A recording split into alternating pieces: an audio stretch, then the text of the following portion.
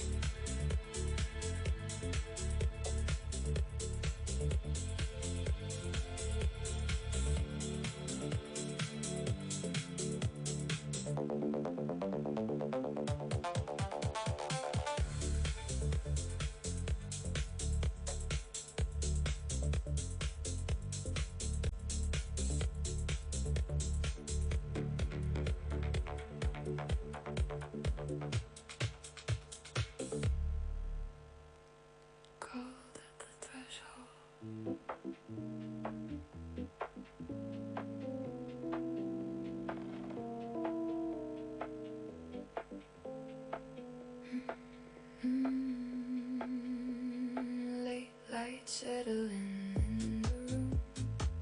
No one calling the outward turn. Somewhere a coat still on the phone. Something that the day deferred. Stay in the cold. Don't let the evening take you. Stay in the cold. Just a few more minutes here. Stay in the cold.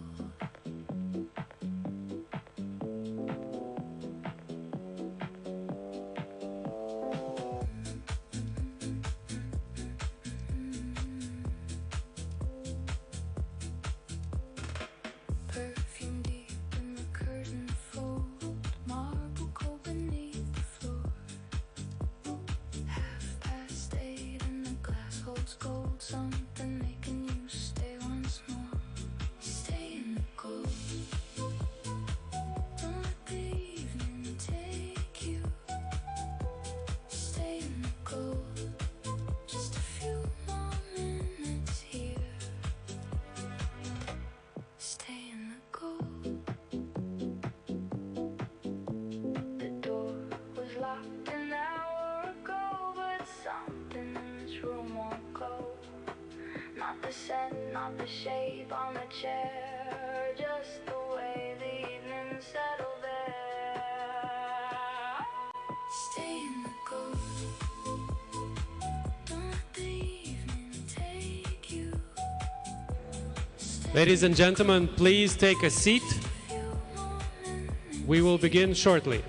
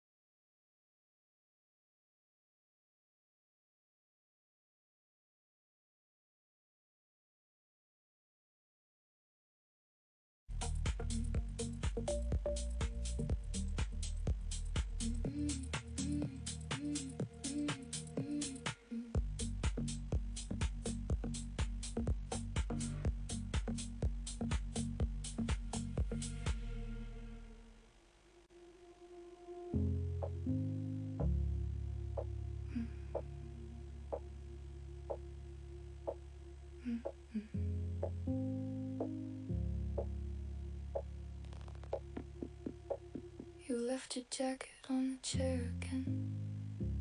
I moved it twice, but I put it back. There's something in the way you occupy a room, even when you're not in it. I keep the window cracked away.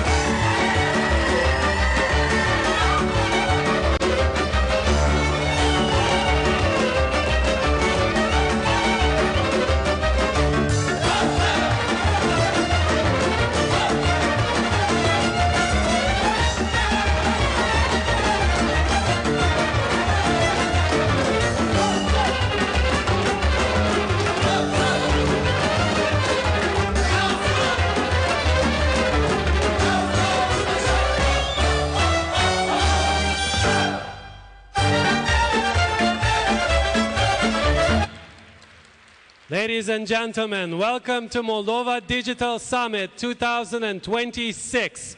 This was Ensemble Joc. Let's give them a round of applause. Mulțumim. Quite an unusual start to the event, huh? We start the Digital Summit with a traditional dance. And before we move on, I want to invite on the stage our three hosts for today. And I will give them the microphone.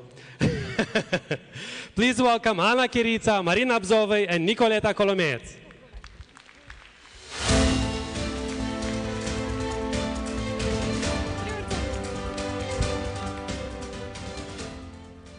Welcome, welcome everyone. Welcome to Moldova Digital Summit and welcome to Moldova, where we're building the friendliest digital state, not only in the region but also in the world, one of the most interoperable states with close to 4 million data exchanges happening daily between public and private entities. Welcome to Moldova Digital Summit and the simplest tax regime in the region, and we are happy to have together almost 3,000 resident companies in MITV. And welcome to the 15th edition of Moldova Digital Summit. It's an anniversary edition, that's why you had the wonderful Joc on the stage where traditions meet technology. And welcome to the event and to the country where there is high potential, highest potential probably in the region for the ICT sector, and where community meets potential. Welcome, have a great day today. Thank you.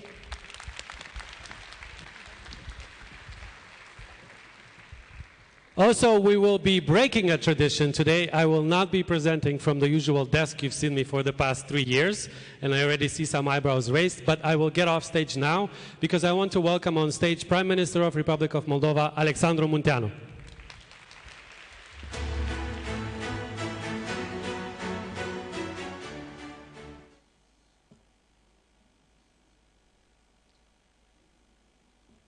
Let me prepare my speech in a digital way. Bună dimineața. Good morning. Добрий ранок. Bon matin.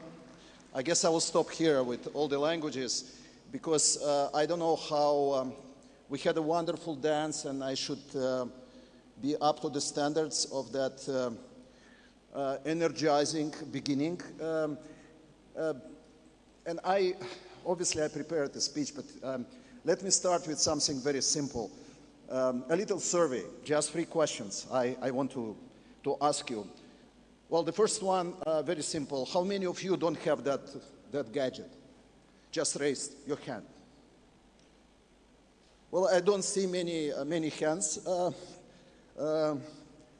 Reason, so I assume everybody has this gadget. How many of you didn't look into the internet this morning? Checking the news or, you know, the tennis matches at Roland Garros or some other breaking news. Well, it looks like everybody was on the internet today. How many of you didn't use an AI tool? You didn't? Oh, you see, so it's coming. But still, the vast majority, I assume, been using ChatGPT or Gemini or whatever platform you're accustomed with. I think we are living through incredible times, and someone who still represents the generation of baby boomers. I'm the last year born in '64. I've been, and you can look at me like at the old fossil, because I lived half of my life without internet and those gadgets. And I remember, well, I went to the school here in Chisinau, and we didn't obviously have computers. And then when I came to Moscow University, which was at the time the center of everything, and we had big computers, huge computers, probably taking half of this big room, and we were still programming on perfo cards. I don't know how many of you understand what I'm talking about, but there was the bunch of the paper punched with the holes, and if you miss one of those papers, the whole program is stuck. And then I learned some languages some of you may have heard, like BASIC and Fortran, and then assembler, and then coming back to Moldova, I worked on the Academy of Sciences, and we had a computer slightly smaller, but still a big disk of about this size, 1 meter in size, for 1.2 megabytes. Well, obviously now, and I still remember the speeches, the gurus of informatics in those times saying that the informatics will develop, but they will never be able to beat a human being on chess, or compose music, or make modern drawings. Well, it happened quicker than 20 years later. It's all accelerating.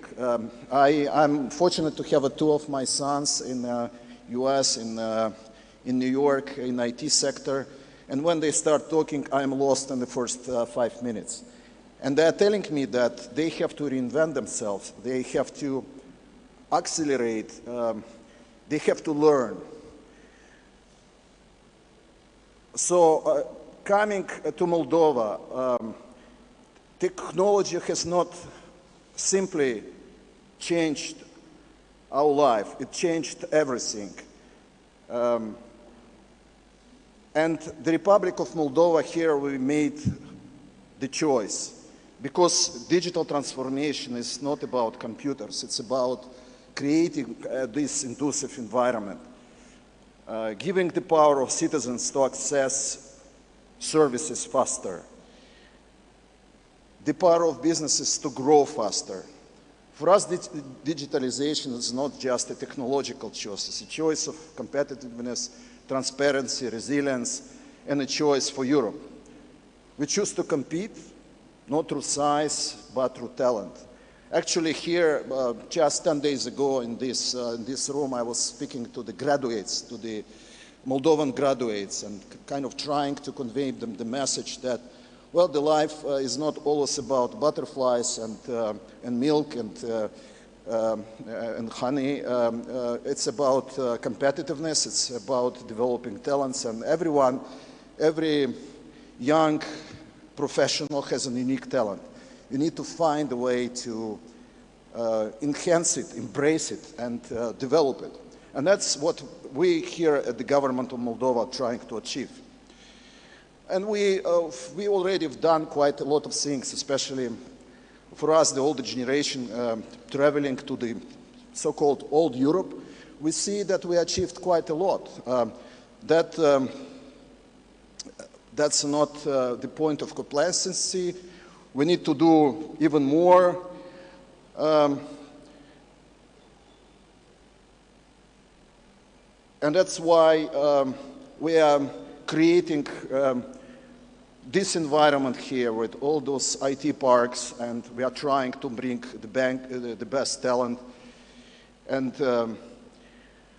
we want to become the leading GovTech, and we've seen already all those nice presentations at the desk early this morning. Our ambition is not simply join the European Union, but to help build Europe's digital future.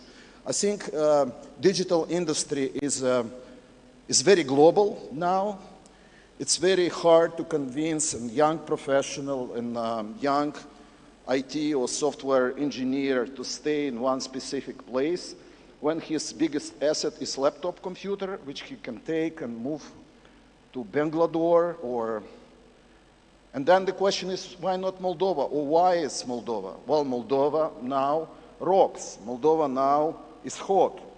Moldova is bringing the best talent. And that's the answer, and that's the next European Union country. And hopefully Marta will develop on this subject in her subsequent speech. And we plan to invest in human talent and human capacity. As a former lecturer at the Technical University here in Moldova, I'm very dedicated to that process. Yesterday, we had in my opinion, interesting panel, which I had a pleasure and honor to moderate with Andrea Orchel. Andrea Orchel is the CEO of UniCredit. And he joined us via Zoom, which was also sort of inconceivable just 10 years ago, obviously developed very quickly during COVID times. And I asked him, we kind of shared the same experiences. Our kids left Europe and working in Silicon Valley. And the question is, can we build a Silicon Valley here in Europe? And when I'm saying Europe, obviously I mean Moldova. Why don't we make it somewhere in this part of the world? We have a talent. We have to develop our infrastructure. We have to raise our universities at the European level, make them more dynamic, and obviously we need to bring investment into those areas. We're already investing a lot, and we should do more. So let's build a future, and let's build it together. Thank you so much.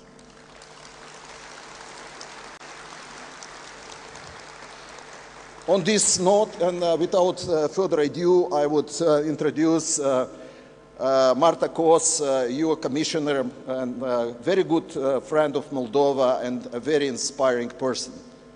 Thank you.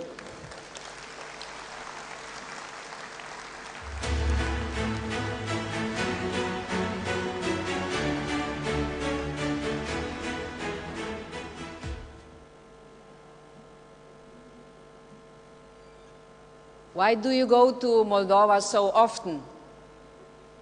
What is so special on Moldovans? Why are you meeting not just the politicians, but the ordinary people? Why did you go to the monastery of Marta and Maria?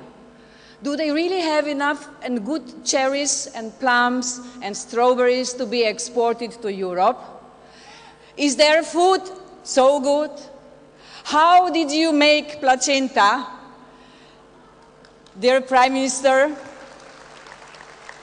dear Alex, dear Deputy Prime Minister, dear Eugene, ladies and gentlemen, entrepreneurs, innovators, founders, these are the questions I many times get when I tell the citizens in Europe, especially in Slovenia and Brussels, why do I go to Moldova? If I see what I see today here at the Digital Summit, I tell them, and now I will tell them even more, that Moldova is the place to be. If I look around, and when I was walking among your companies and seeing Yevo and seeing the award company who got award for the special game, you know, this is already Europe. But of course, we have to do more, and we are working on the, in my opinion, the best project you can imagine. For me, the European Union is the best project ever done in the world. And now another project is getting Moldova to the best project ever in the world, and this is in the EU. And it can start, or it can be enhanced through the digital part.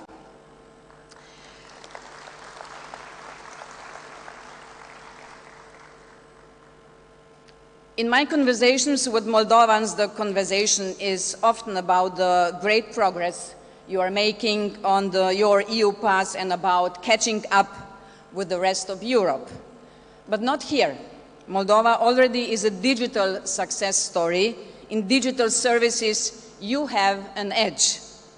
And this is the sector where Moldovan talent already competes successfully across Europe.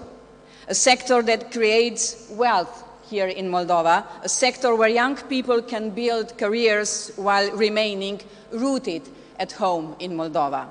And this is the foundation of the economic convergence with the EU we are working for.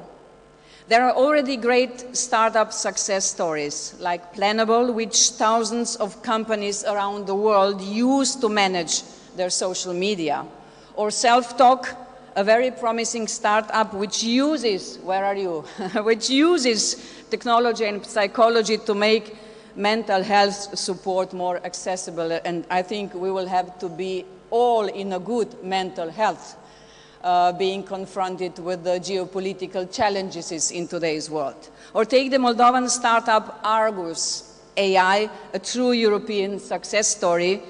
They deploy AI to improve surgical precision and have been selected by the European Innovation Council as one of only 70 deep tech companies for special assistance. Congratulations. And this success is increasingly visible. Moldova's IT park, as we have heard, now hosts around 3,000 companies employing almost 26,000 specialists and generating more than 1 billion in annual turnover. Those examples show that if Moldovan talent finds equal opportunities, it can compete with the best in Europe. And this lesson goes beyond the digital sector. The challenge for Moldova is not the talent. It is competing on a level playing field. And that having the same opportunities, that is really what your integration into the European Union is all about. And this is the Moldova we are building together, one of equal treatment, equal opportunities, and also equal rights. Full EU membership will give you that. But already now we are working on opening up as many sectors as possible for you. Some are well known. Last year, for example, Moldova joined the single euro payments area. This means that a Moldovan startup selling, let's say, services to German, Romanian, French client can receive euro payments within minutes at near zero cost. This is equal treatment. The same is true about your integration into the EU's roaming-free area. This is great for all those traveling between Moldova and the EU, and we don't have this with all the countries in Europe. It saves money and brings somehow peace of mind. But some other areas are less well known. For example, last year, Moldova received an AI antenna connected to the EU AI Factories network. This means that a startup developing an AI application or is a researcher training a new AI model can more easily access European resources. It gives Moldovan talent a better chance to compete and collaborate at the European level. Another example is the first European Digital Innovation Hub in Moldova. It will help Moldovan companies across testing facilities, expertise, training and financing opportunities. In other words, it will help transform good ideas into real economic growth. And I have gotten a special card. I really like your note. He says, Digital Vision European ambition, but it is also Moldovan ambition. Here says Moldova, age 35 years, size small, status catching up, profile European candidate state navigating democratic decline, we will turn this around, economic transition, we will push it up, and the challenge of retaining its talent. But then on the back side it is Moldova 2030, age 39 years. IT sector 12.4 of the GDP. Education 3,000 upskilled AI engineers, status builder, reputation, Europe's most credible testing ground. It has to be something special in your nation to have this successful vision. I really admire you, but I also envy you. I would like to see this motivation, this energy potential all around Europe. And we see this potential. Europe sees your many investors. This is why we have included Moldova's digital sector in a call for expression of interest to mobilize private investments into Moldovan businesses. This is also why the EU supports the Moldovan Innovation Fund. It will soon help startups gain access to capital and mentoring, so you can grow your businesses here at home while competing with the rest of Europe. Dear friends, your digital sector is an example of Moldova's potential. It is symbolic of exactly the kind of transformation we want to see across the Moldovan economy through our growth plan, a sustainable path to prosperity for all. We want all Moldovans to have the infrastructure, the capital and the opportunities to compete with the rest of Europe. Because if Moldova can produce companies that compete with the best in Europe in the digital sector, then there is no reason why the same cannot happen across the entire economy. And we need you. We have just adopted at the European level, in the European Commission last Wednesday, the European Tech Sovereignty Act. It is unacceptable that in these geopolitical, very strange times, 70% of our data are on the clouds of 3 big US companies. The next 50% are on the clouds of the smaller US companies, and only 50% are on the European clouds. If we see what is happening around us, we are exposed to many risks. And also with you, dear Moldovans, we can change this. So I come to the conclusion that the challenge for Moldova is not the talent. It is having the same access and the same opportunities. And this is ultimately the promise of our union. And this is the promise that we are already turning into reality together.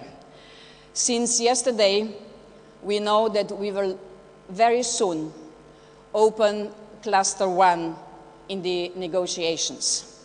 Then there are another 5 clusters, but this is just opening. It is quite technical. But being here at the Digital Summit, I will do the comparison that going one step after another to the full membership is like in the computer game where you have to go through different levels, and at the end, the reward is EU membership. It's not always easy. The ones who play the games know this. But at every level, you have to know that you understand what this is about. You have to develop the skills. You don't have everything. You have to develop the skills on the way, but the higher you get, the better the reward. So, dear Moldovan digital community, we need you desperately to help the Moldova as a country to come through all those levels to the top when we will celebrate again. But then we will really celebrate huge when Moldova will become a full member of the European Union. I don't know if I will be commissioner at that time, but I promise you, wherever you will celebrate the entry into the EU, I will come. And then I will have a glass of the best, of course, Moldovan wine. All the best. Thank you, Prime Minister. Thank you, Madam Commissioner. I took 2 things from your speech. First one are these cards. This is actually a teaser for one of the speakers later. And if you don't have one on your seat, you can come to my table and pick one. And if you don't believe we can make it happen like it says on the second part, then you make it happen. And the second part I took from Commissioner Costa's speech is we have to go in and save Europe. So, you don't hear that every day. And to talk about how we're going to come in and save Europe while doing this tremendously hard exercise of transposing legislation and negotiating the clusters and surviving all of this and coming out on top, please welcome on stage Deputy Prime Minister and Minister for Economic Development and Digitalization, Eugenio Smochescu. Dear Commissioner De Marta, good morning. Dear Prime Minister De Alexander, good morning, Excellencies, members of the Parliament. Dear friends, the last 48 hours, less than 48 hours, are marked by events, by announcements, by requests of the Cyprus presidency, and this is the most important for us. This is the signal which is being sent to the country, to the citizens, and to the private sector. Now, speaking about the digital, the Prime Minister was saying about us maybe not necessarily being able to dance. But I want to make a remark. They're saying that they're taking, their need of 2 to dance a tango. No, it's a team effort. So this is exactly what the Moldovans have shown. A team effort, tremendously working painstakingly, tirelessly in achieving the results and the goal that we have. And the goal is European Union integration, so it's the most important.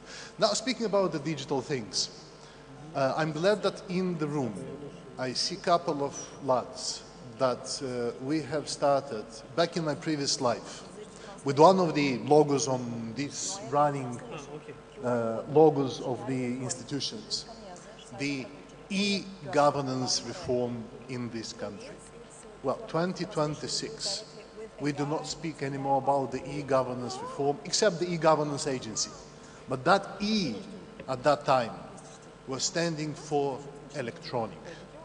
At that time I was saying it's not about electronic, it's about efficiency. So it's about efficiency of services being provided by the state to its citizens, efficiency of services provided by the state to the private sector. I will follow with Prime Minister's permission and ask you a question.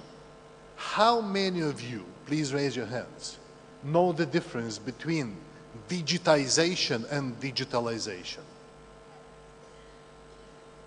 Unfortunately, not many of you. So we're not speaking about digitization anymore.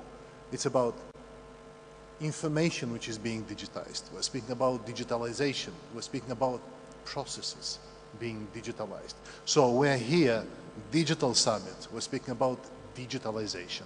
So that's the thing.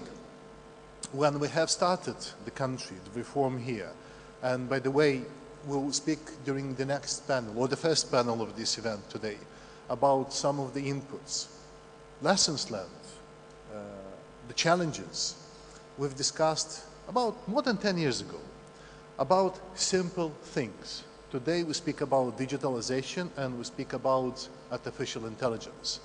This is the next generation. Are we there yet as a country? Certainly not.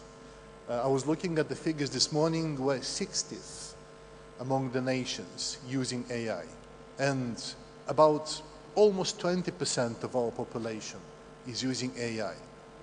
Are we using it at the state level? Certainly not. Private sector. And here I would echo what Commissioner said, Prime Minister said. Dear private sector actors, please help us. We need your expertise, the way we have needed it more than 10 years ago, the way we have needed it from EU member states. We had great teachers. Now, and I will make a correction in the cards, we are not catching up. We caught up, and honestly speaking, there are countries looking at us as teachers in terms of digitalization. And by the way, the startup ecosystem, be ready. Literally last week I had discussions about a couple of countries from Central Asia this time coming for sharing experience, our experience with them. So they look at us, at the startup ecosystem. So please be ready. And maybe we can meet here or in other places that we can share our experience. So, more than 10 years ago we have started this journey. Marvelous things have happened. 78% of services are being digitalized, those provided to the citizens, about 56 almost, those provided to citizens, again, are being digitalized. Here on the back of mine, we see the less papers, more digitalized services. So this is exactly what we need to do. There is a lot to be done in the next future. And when I'm saying about the next future, it's about 26 and 27, immediate future. Here we need your strength, we need your expertise, we need your analytical underpinnings, we need your thoughts and ideas. That's why the sandbox, let the kids play here. Let them play. They have a couple of years. Let them make experiments. And here I would quote what Reagan said once asked during the presidential campaign, since we're saying about our generations and your generation, we will not exploit the youth inexperience. So we will not do it. We will be together and we will make all the possible efforts, tirelessly as I was saying, in order to provide all the tools that you can use and experiment. There are things which needs to be done. And certainly, as I was saying, this is the EU integration. Chapter 10.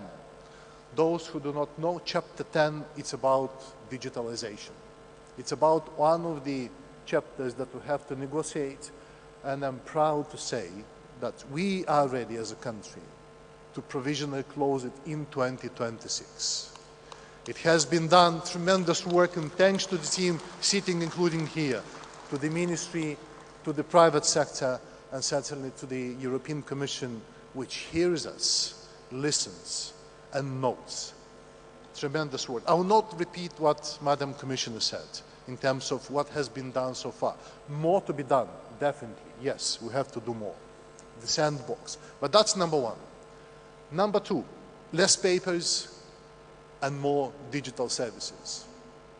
Whatever we have in our system, clouds, doesn't matter, doesn't have to be requested from the private sector and from the citizens. The state has to understand, the state, public authorities, and it does not matter, being it a ministry, being it a line agency, shall benefit from all the information which is already, is it me? No. it is already in the cloud, in there. So please do that. And that's something painful for some of the ministries and agencies, definitely. But you have to do it. You have to understand it. And as I was saying previously, we, from our perspectives, will be going as a bulldozer, pushing for this kind of reforms.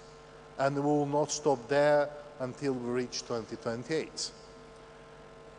Next, we have tools in our hands to assist the private sector. But we need also your assistance, and especially in AI. Literally before the meetings here, yesterday during the conference on investments, we had these discussions. We do need your help. We are not necessarily the brightest minds. You are the brightest minds, because you are the force which drives the growth, of this country. And we shall do it together.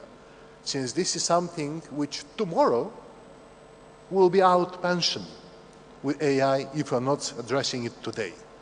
Tomorrow will be something different compared to what we have today. So please do come, hammer on our heads. Please do. As a Chinese drop, as a death penalty, the ancient death penalty, do it, since we need to listen. Brainstorm and brainwash us, from good perspectives, of course, but let's do it together. The results, as I was saying, are marvelous.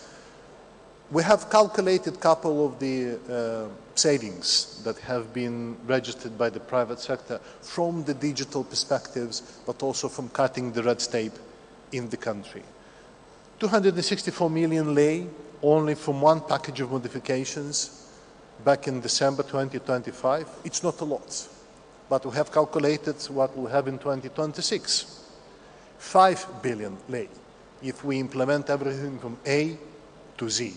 And these are packages of regulations and deregulations, packages of digitalization that will be on the shoulders of the Parliament by the end of this year, calendar year 2026.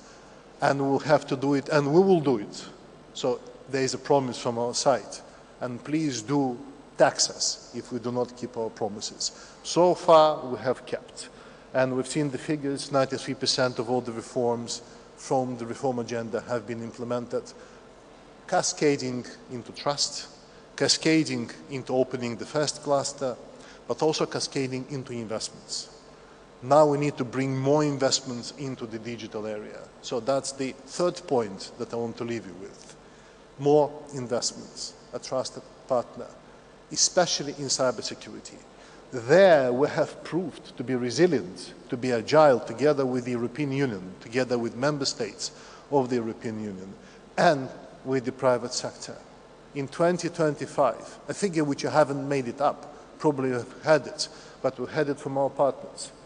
This country, public authorities, citizens, private sector, households were attacked almost 1 billion times. 1 billion times during the hybrid war of Russia against us. So think about that.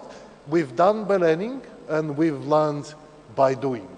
So let's continue keeping the same pace and let's secure Europe, the eastern flank of Europe.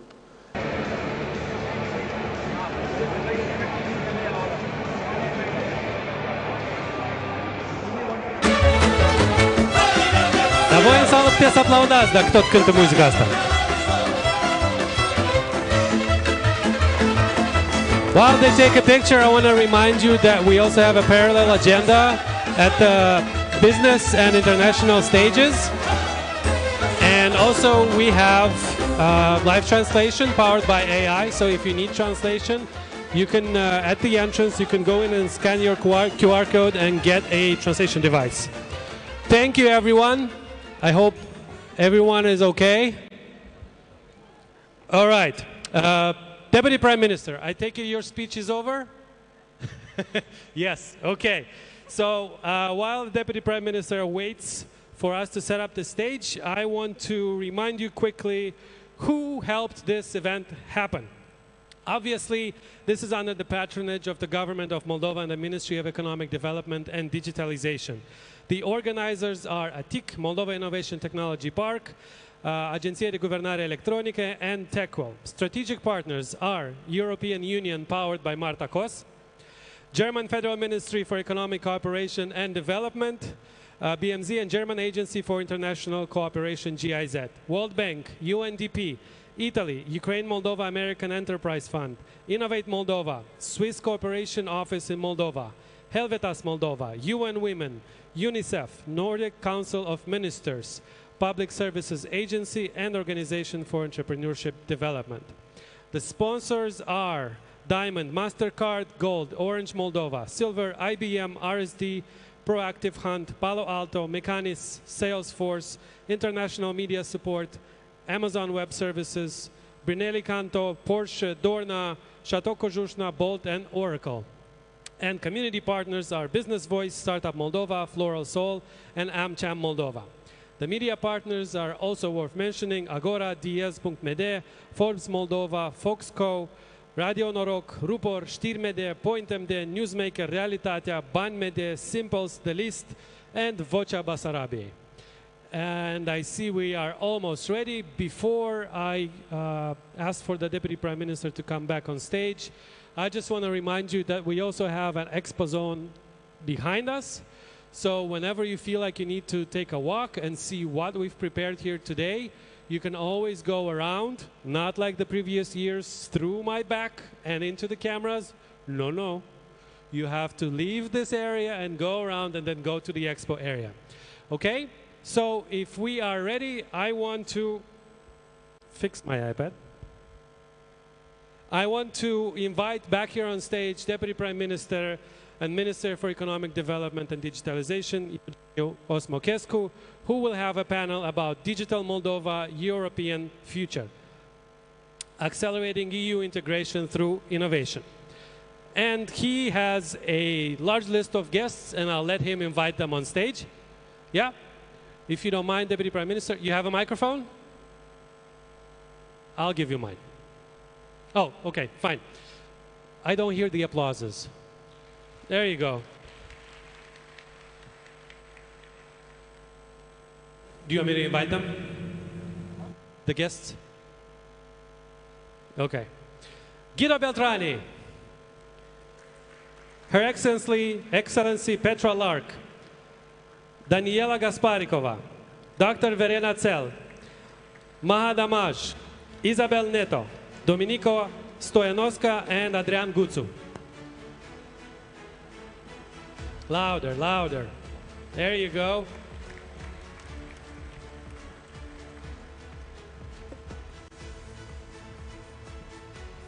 So the stage is... Do you hear us? Yeah. So the stage is ours. So shall we dance? Then, yeah, let's dance. Thanks, and thanks to all participants today that you'll be hearing us. Well, it's a panel, is the first one. The stage has been set.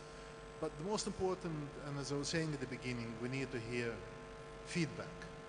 We need to hear suggestions. We need to hear how we shall move ahead. Well, certainly not everything is in the rose colors.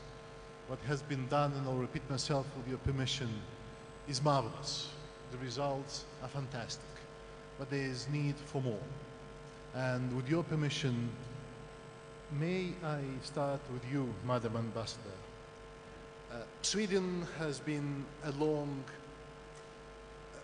partner for such a long time that even I remember from my previous life, before joining even my previous employer, which is among us here as well. I've been working with Sweden, and then with Sweden in my previous employment, and now again with Sweden. Again, in full transparency, it was a journey really, really, really fruitful. But now looking at the Moldovan future in terms of EU integration, in terms of the Chapter 10 that I was mentioning, in terms of 5G toolbox, looking into the future of ours in the European Union, is there anything from your experience, from your expertise, given again that one of the leaders in European Union in terms of 5G implementation and technological implementation, that you would love to share with us?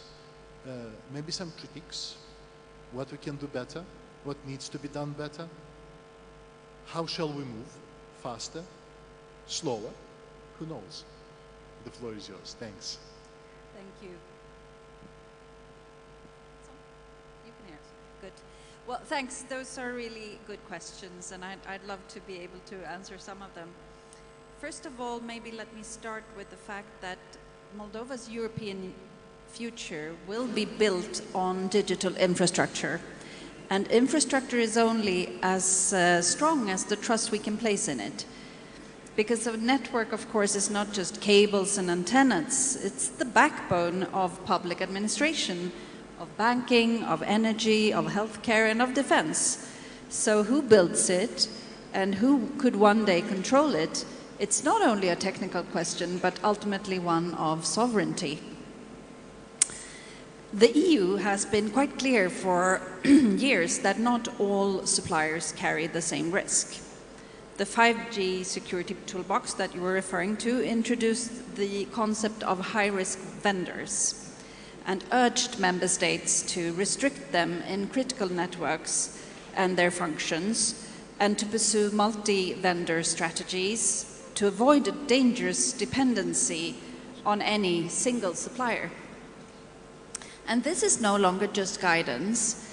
In January 2026, the European Commission proposed a revised Cybersecurity Act and a Digital Network Act that would make these restrictions binding, requiring providers to phase out components from high-risk suppliers in mobile networks within a maximum of 36 years after such a supplier is listed. So, implementation of these one-day final regulations will be critical for membership and an important factor for access to the single market and EU cooperation in all digital-related fields. And of course, being a candidate country, alignment of this part of the acquis will be part of the accession journey, including the 5G toolbox, of course, which was, we were very happy to see how the government included in the reform agenda and the EU growth plan.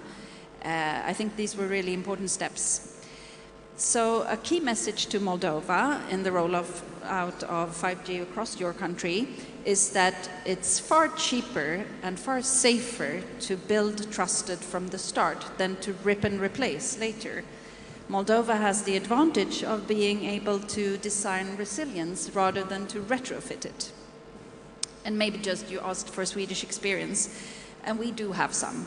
In 2020, we, after assessment by our armed forces and our security services, our regulator excluded high-risk suppliers from our national 5G network, and we were one of the first European countries to do so and act decisively on only trusted vendors. And we're also home to Ericsson, one of Europe's leading trusted telecom equipment suppliers, so we understand this ecosystem both from the policy and the industry side of things. We have funded a feasibility study on how Moldova could implement the 5G toolbox, and we look forward to continuing the dialogue together with the government on how we and other partners can be of assistance in taking this work forward. And we are, of course, ready to continue sharing our experience from our own journey towards secure networks, and as one of Moldova's largest bilateral donors, supporting the digital resilience of Moldova will continue to be central for my country and for our reform cooperation. Because, of course, every trusted choice that Moldova makes will be to the concrete benefit of the European Union. Thank you. Thanks, Excellency. Sweden was with us all the time, and not only in this digital area that we're speaking today here, it's in other areas as well, for which the country is really thankful. And now I would like to ask an old friend, by the way, of mine, that we've met for the first time when we are both based in Kyiv, and then apparently we're both based in Moldova. Yeah, Guido. From your perspective, certainly Switzerland is not a member of the European Union, but is there with the soul and the heart. Well, certainly you'll need a referendum to join the EU. But from your perspectives, and again from long-lasting experience in assisting this very country of ours. Innovation. This is something that I've personally seen in Switzerland in my previous life, this time here. What is your perspective? Maybe as an observer, because you see things happening there and here. So maybe there are a couple of suggestions that we need to change direction or to go the same way. What is your perspectives? Thank you. Thank you very much for the question. And let me start by saying that I'm really glad to be here. I participate in this kind of panel for the third year in a row. And it is impressive to see how Moldova's digital conversation has developed in a few years. Now, on your questions, I would dare to say we are not an observer, we are an actor. In Moldova, we are supporting Moldova since the year 2000. At the moment, we are focusing on three main areas which are improving governance and social cohesion, strengthening economic development, and focusing also on health and local public services. And for the period 2025-2028, we have allocated 104 million Swiss francs, around 150 million euro in these three areas. Now, you didn't hear the word digitalization in it, but digitalization is actually an approach that we use in all the areas in which we work to speed up development. You mentioned innovation. Innovation is a very powerful tool to speed up development and also to make development more inclusive. If you allow me the comparison, I would say that digitalization is like a Swiss knife, which has several tools or several blades in it. And let me mention maybe four on which our program is focusing. The first one is to increase efficiency and reduce costs. This is very important for companies and in particular for small and medium enterprises. The second one is to increase quality of goods, quality of services. And the two together, these two blades, if I may say so, are key for the socio-economic development and also for reducing then, let's say, the distance from the EU country. So they contribute very much to the EU integration process of Moldova. The third blade, I would say, it's about increasing transparency and accountability. Digitalization is a key tool in this regard. And the fourth, but not less important blade or tool is to increase outreach and participation. And I would like to provide one example for each of these tools, how through the Swiss program we try to implement it. Let me start with efficiency, improving efficiency, reducing cost. So through one of our program, Optim, here in the country, we have promoted the integration of MIA, instant payment system, in 5 large e-commerce platforms. This is not a technical advance. It is key, in particular, for small online suppliers to reduce their transaction cost. Then moving to quality, a totally different sector, we support introducing telemedicine across the country. And through it, doctors, even in the most remote parts of the country, can connect with specialists in Chisinau and treat emergency cases such as a stroke, for instance, according to the most modern state-of-the-art standards. And this obviously increases quality and saves lives. Then speaking about transparency, accountability, a key tool that we are supporting is BizRadar. This is the first e-tool for public-private dialogue. And through this tool, companies in Moldova can give feedback to the authorities on the regulatory framework, provide suggestions how to improve it. And then maybe last but not least, the fourth blade, participation outreach. We have support ODA, a state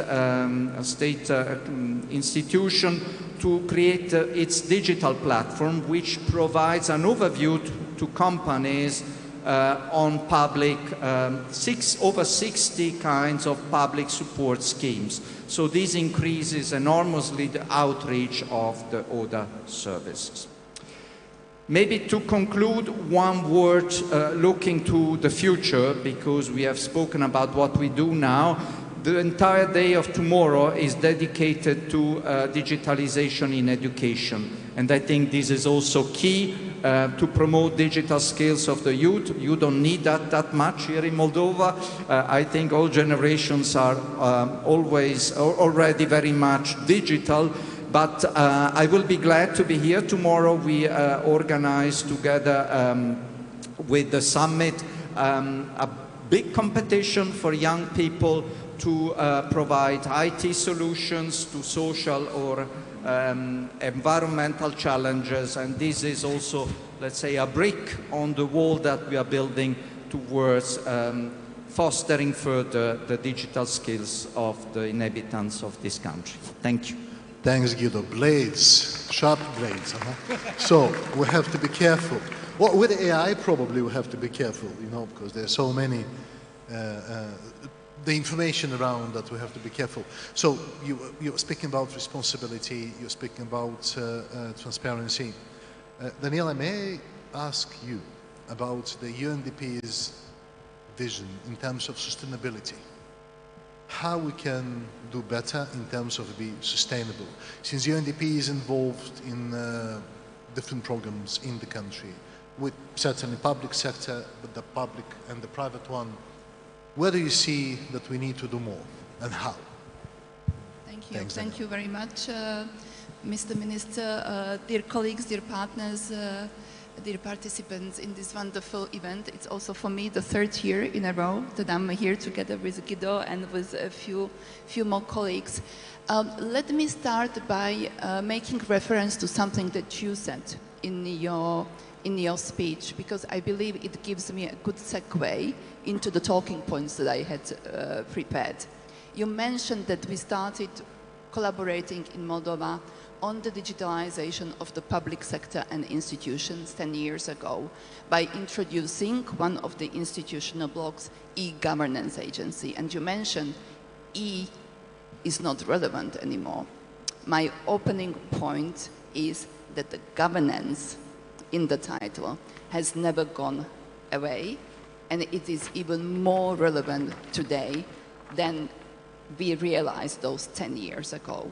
So I believe from our collaboration here in Moldova, but also around the world, the success of internalizing all the wonderful technology and digitalization in the institutions and public service is not going to hinge on the newest technology that we managed to introduce, but it's going to hinge on whether we are going to get the governance behind that technology right. And let me demonstrate that on the 3 lessons learned from Moldova that we draw from our collaboration with the institutions. The first one is, if we introduce the digital solutions with the intent of going beyond efficiency and tweaking on the margins of the improving business process, and if we have the collaborative, people-centered approach to improving the performance of the institutions that change the lives and access to services of the citizens, then that's where we are starting to talk. And that's sometimes easier to say than to do.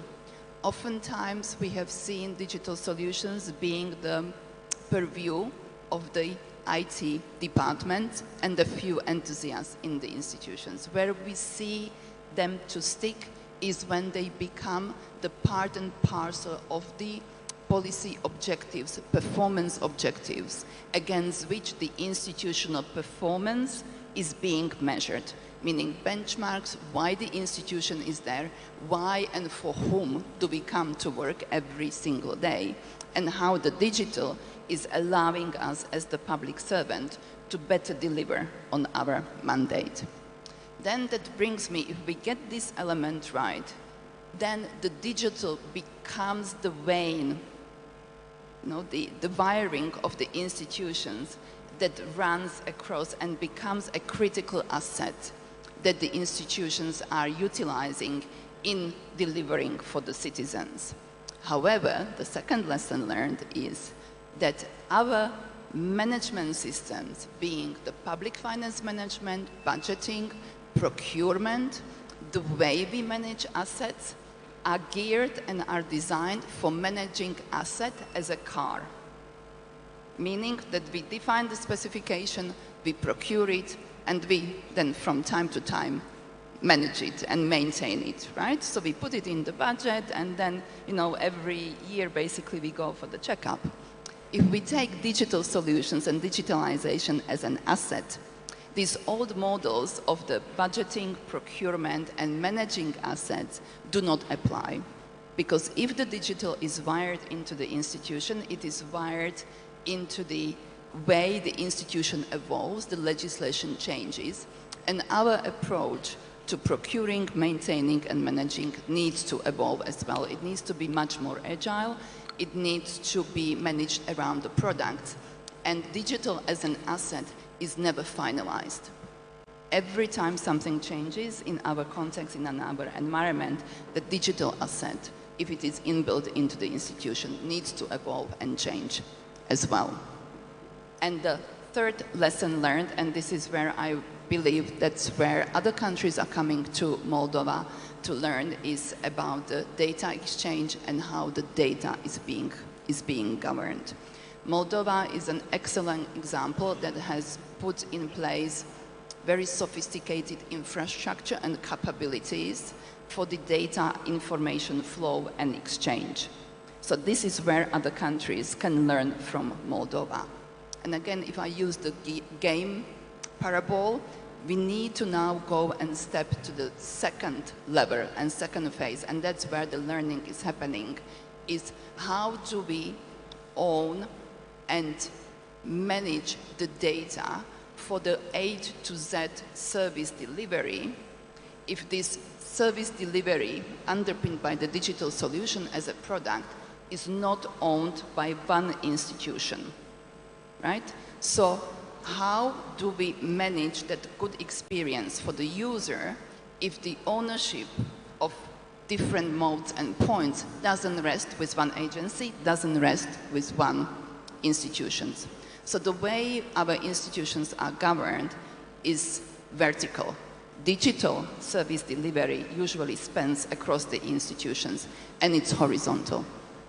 If we manage in the next phase to get this horizontal governance right and to break the silos among the institutions, I believe that in Moldova, but also in many other countries around the world, we will unleash the potential of the true innovation that drives the improvements in the lives of the people. So we are very much in UNDP looking forward to continue this learning journey and share it along the way with all of you. Thank you. Thanks a lot. Thanks a lot. By the way, if there are any questions which are burning, please do raise your hands. I hope there are mics in the room so that we can have them now. If there are any burning questions, if not, we can keep them for the end. All right? Maha, Guido was saying about education. He just alluded to education. May I ask you, from your perspectives, UNICEF, what shall we do? Well, we know what we shall do, but how better do it? And how do you see the things progressing in terms of education and the role that UNICEF is playing? Thank you. Thank you very much for the question. It's also a pleasure being here again. And indeed, when Guido mentioned it, I smiled. Thank you for the segue. It was excellent. I think at UNICEF, we see education sits at the heart of this journey of European integration. The skills children develop today, as we mentioned, will shape not only their own futures, but also Moldova's ability to thrive in an increasingly digital and knowledge-based economy.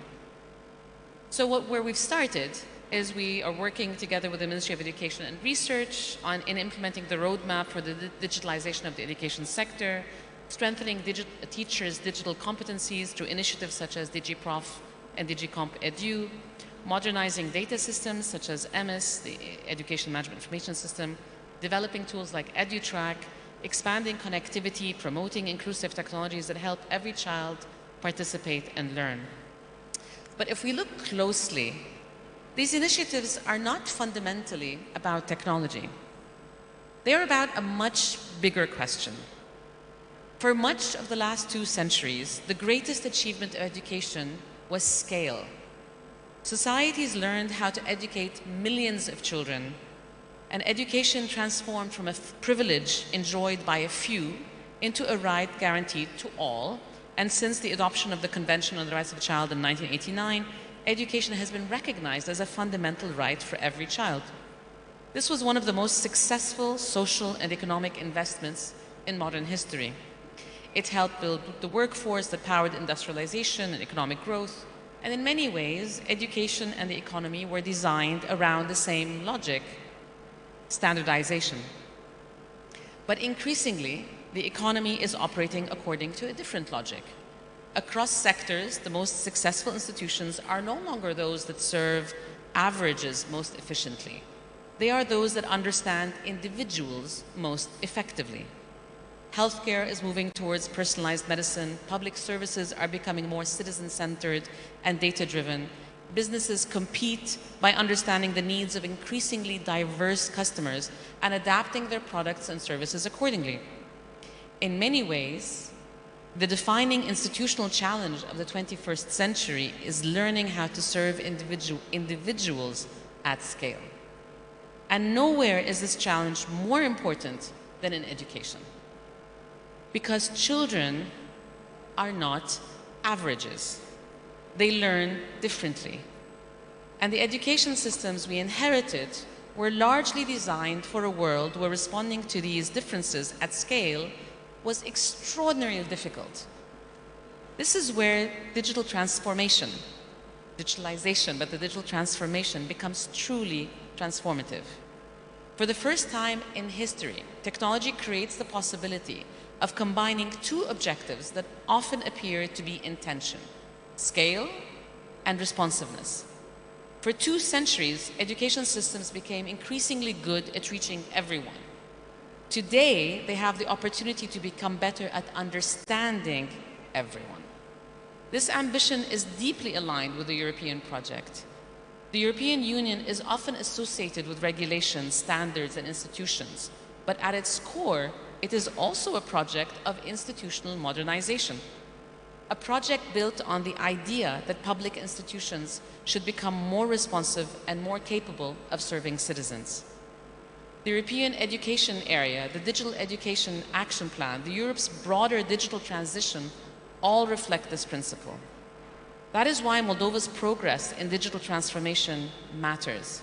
The modernization of EMIS and the development of tools such as EduTrack are not merely technical upgrades. They represent a different way of thinking about education. So while we are talking a lot about the skills, actually we see the wonderful opportunity of transforming the sector through digitalization. These allow institutions to move from administering systems to understanding learners. In many ways, this reflects the broader ambition of the European Child Guarantee. The challenge is no longer about coverage, it's about responsiveness. A system built around averages will inevitably leave some children behind. A system capable of understanding differences has a much greater chance of finding them before they're left behind. That's why UNICEF supports not only connectivity and infrastructure, but also teacher development, digital competencies, assistive technologies, data systems, and evidence-based decision-making. Perhaps the defining challenge of the 20th century in education was how to educate millions of children. The defining challenge of the 21st century education may be how to educate millions of children without treating them as if they were all the same. And for the first time in history, we have the tools to pursue both. Thanks. Great. While you were speaking, I was thinking about the young generation here, not that we're old, we just look a little bit differently. And I remember the case in my previous life, a team member of ours, speaking about the knowledge, had to cancel an appointment, a medical appointment, and in his country. though we were based on a different one. And he's been told, no, you shall send a letter, or you have to come personally to do that. And we get both to the office, same time, and he approaches kids, almost students, out of the school benches and says, where can I find a fax machine to send a fax? These girls at the reception, they were looking at us like an idiots. What, a fax machine? What is it, a fax machine? So, speaking about education, and then by the way, I'm glad that together with the Minister of Education of ours, and by the way, including in the collaboration with the associations of yours related to digitalization, the program changes, which is a good step forward. So thanks a lot. Now, turning to one of the most, in good sense of the word, rigid impact assessment frameworks, monitoring and evaluation, speaking out of the experience, looking into the theory of change. So you have to show what's the impacts. Isabel, from the World Bank perspectives, but critically, where are our gaps? Again, in full transparency, we have had a discussion. We rather know what we need to do, but I would rather go deeper, and please do tell us, where are the gaps of ours? Because we've discussed, and we've seen what are the next steps. And these steps, some of them are critical, that we need to implement certain actions now as we speak.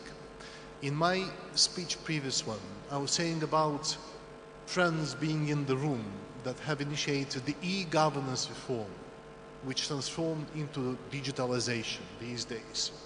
But we do understand time has passed. Hardware, software, licensing. So we need certain actions to be implemented rather soon. So Isabel, from your perspectives, what are the gaps? And what is an immediate need for us? Very good. So first of all, thank you so much for having me here. It's really a pleasure. And maybe before going to the gaps, I do want to recognize that I think that Moldova has one of the most compelling stories in the region in terms of digital journey. And you've actually been able to build a digital state that works, right? And I think that's not a given. I think it's not obvious. It's a result of a decade of policy choice and just staying at it. And so I do want to recognize that because I think it's very clear and it's what the evidence is showing, right? And maybe if I zoom out of Moldova just for a little bit, so at the World Bank we've actually been working on digital transformation in the region for quite a long time and with several countries, but we recognize that this is a very special moment where digital is becoming even more important. So at the World Bank internally we've created a whole vice presidency for digital and AI to recognize this. I think the Swiss colleague was talking about the blades in the Swiss knife, and indeed digital has many blades and at the end of the day it's about giving people better lives and more and better jobs. But we recognize that for that we need to step up. We need to step up, our clients need to step up, and the solutions that we had 10 years ago or even a year ago are no longer relevant. You need to be kind of moving and doing it in a different way.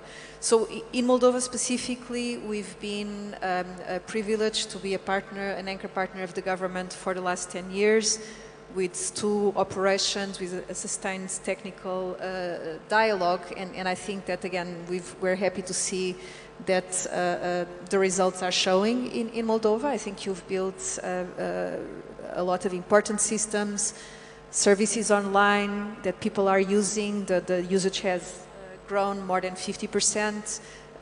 You have public access points in over 100 points in the country. And also I think something that you've mentioned before in your opening remarks, it's also the size of the IT sector in Moldova that today is contributing to 6% of the GDP. So all that is great. Now, coming to the gaps, your question, right? Yes, things are not perfect, as they never are, right? And there are gaps, and so I think it's important for us to look at what those are, to be able to see where we need to do additional work. You know, first of all, technology evolves. Some of those platforms that you've developed so well are coming to the end of life and they need to be renewed. So there you need to kind of take care that you do that in a way that doesn't cause disruption to the services being offered. There's, of course, resilience, cyber resilience, physical resilience of the networks. We know that, especially since 2022, kind of a product of also regional instability, this is a question that is even more important. So cyber and network resilience are really very, very important. All the challenges around the EU integration that are clearly opportunities, and they're right now it's obviously not even an option, it's a requirement, and it's something where you've kind of going very determined at, but ensuring that there's alignment with the various EU requirements. And then I would say that, of course, there's AI, right? AI is the next frontier. It totally changes the way in which, from a technological point of view, we do product development. From more of a user-centric point of view, how we need to integrate AI so that whatever we deliver is centered around people, is centered around life events, and really responds to what people need. But also beyond that, I think the next frontier, it's also the agentic states, right? Things keep moving, and I think it's important for Moldova to continue to maintain its edge. I think you have a vision. I think the government is putting together the priorities of where it wants to go, and beyond priorities, kind of moving towards action. We would love to be part of that journey with you. And so I think it is about, you know, some of these areas that I mentioned, possibly also looking at selecting particular sectors that you may want to focus on, like, for example, how we've talked before about the blades, so using blades for local public administration reform, agriculture, health, which I think are very important sectors. And then maybe just in closing, I wanted just to mention two additional areas. One of them is, and again, I think you've made it very clear in your opening remarks, I've been talking a lot about public sector delivery, but at the end of the day, I think it's the ecosystem, right? And how the public and the private work together, and how you have this reinforcing loop so that you deliver what you need to do with the private sector, and also with opportunities for the private sector. And the second aspect is about regional integration and learning from each other. Clearly, this is relevant for the EU topics that we've talked about, but beyond that, there are several countries in the region that we're also working with that are already embarking on this journey of kind of staying at the edge, of integrating AI, of going kind of the next step. And the way we see it, looking at these regional exchanges is super important, not only because solutions that cut across borders are more powerful, but about the learning. And as far as we are concerned, again, working with various countries, we think it's super important to have kind of this cohort of champions that can learn from each other. And we would be super happy, again, to support Moldova in being part of also this cohort of countries that we work with. Thank you. Thanks, Isabel. You probably have noticed that here on the stage, we have only 3 men and most women. Marvelous. But are we there yet in terms of women empowerment, involvement, inclusion? Dominika, the floor is yours. Thank you very much, Mr. Minister, and greetings to everybody. It's really a pleasure to be here. Very good question. So, I mean, we heard from all the speakers so far how much relevant for our society, how this whole digital transformation reshapes our societies. And contrary to what we were thinking, actually the digital transformation yet has not overcome the gender inequalities. Actually, it has reproduced it oftentimes and even amplified in certain cases. And I really like to say and to substantiate my talk, maybe I can give a couple of figures. Like globally, only 35% of STEM graduates are women, and women occupy less than 1/4 of tech sector positions, with just 17% of tech companies having a woman CEO. At the same time, it was mentioned on AI, we all use it, and what we see statistically is that women make up just 22% of professionals in the AI sector, and they are below 14% at senior level. What that brings, there are a number of studies who actually show that AI reproduces gender stereotypes and biases.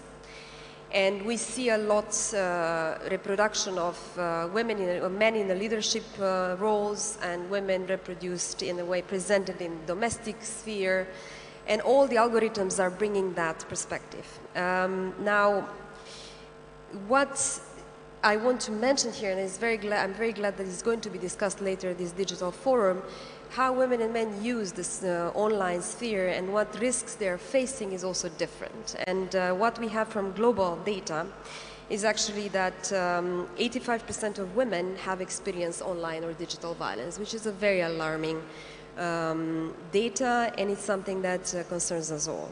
Now, coming to Moldova, I think Moldova is a very special case. On one side, and we saw today, who is in the lead of driving the digital transformation, who are the hosts.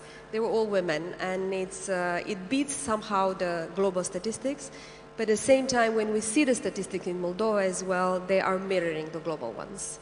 We have around 31% of women are having jobs in the ICT sector, and only 90% of digital professions, and at the same time, there is a 33% of gender wage gap in the ICT sector in this country, which is large. So now, what to do about that?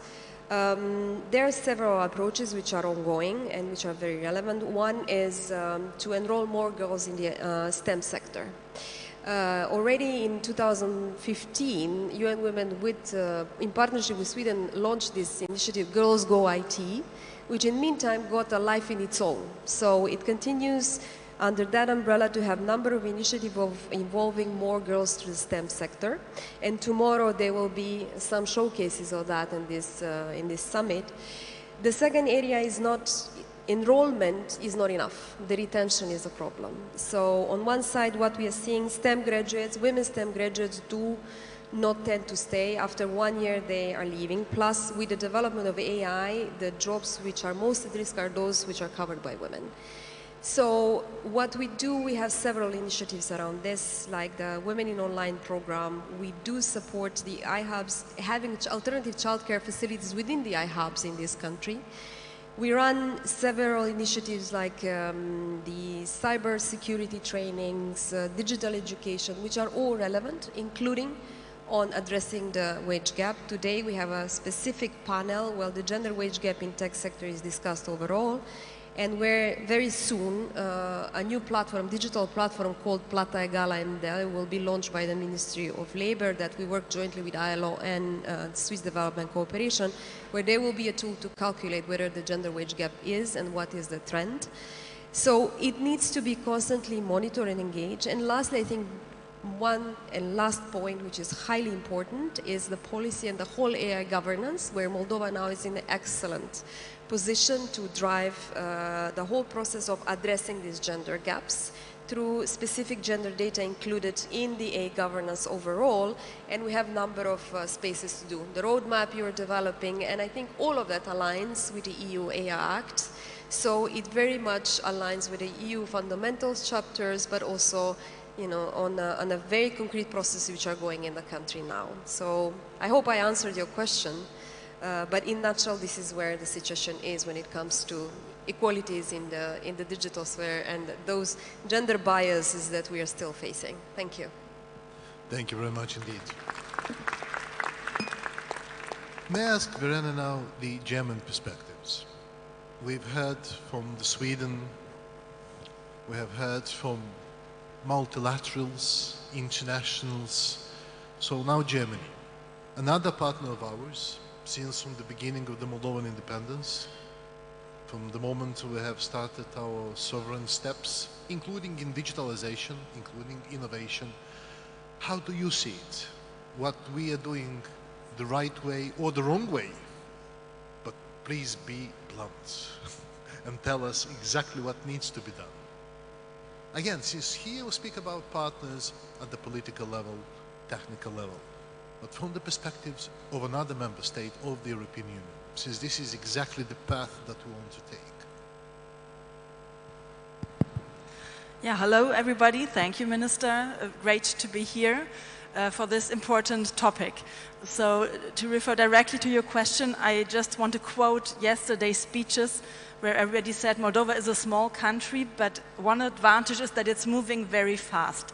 And I think this is the case for the digital sector as well, or for digitalizing the country.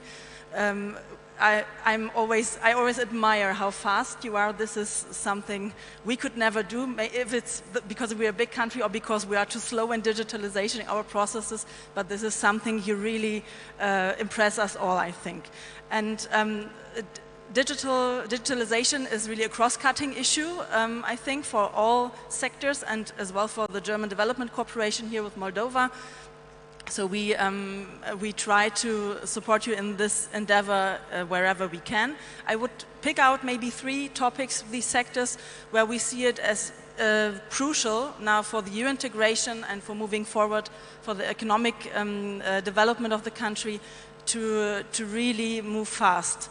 The first one is the territorial reform, which is, I think, the main reform now in the country here, moving at an incredible speed, and which is about public services. And I would say this is a very good example where you've done already a lot of fantastic work in the country, but where we need to keep the speed up as well in digitalizing services so that all citizens of Moldova have access to the same service no matter where they live, if in rural areas or if in big cities.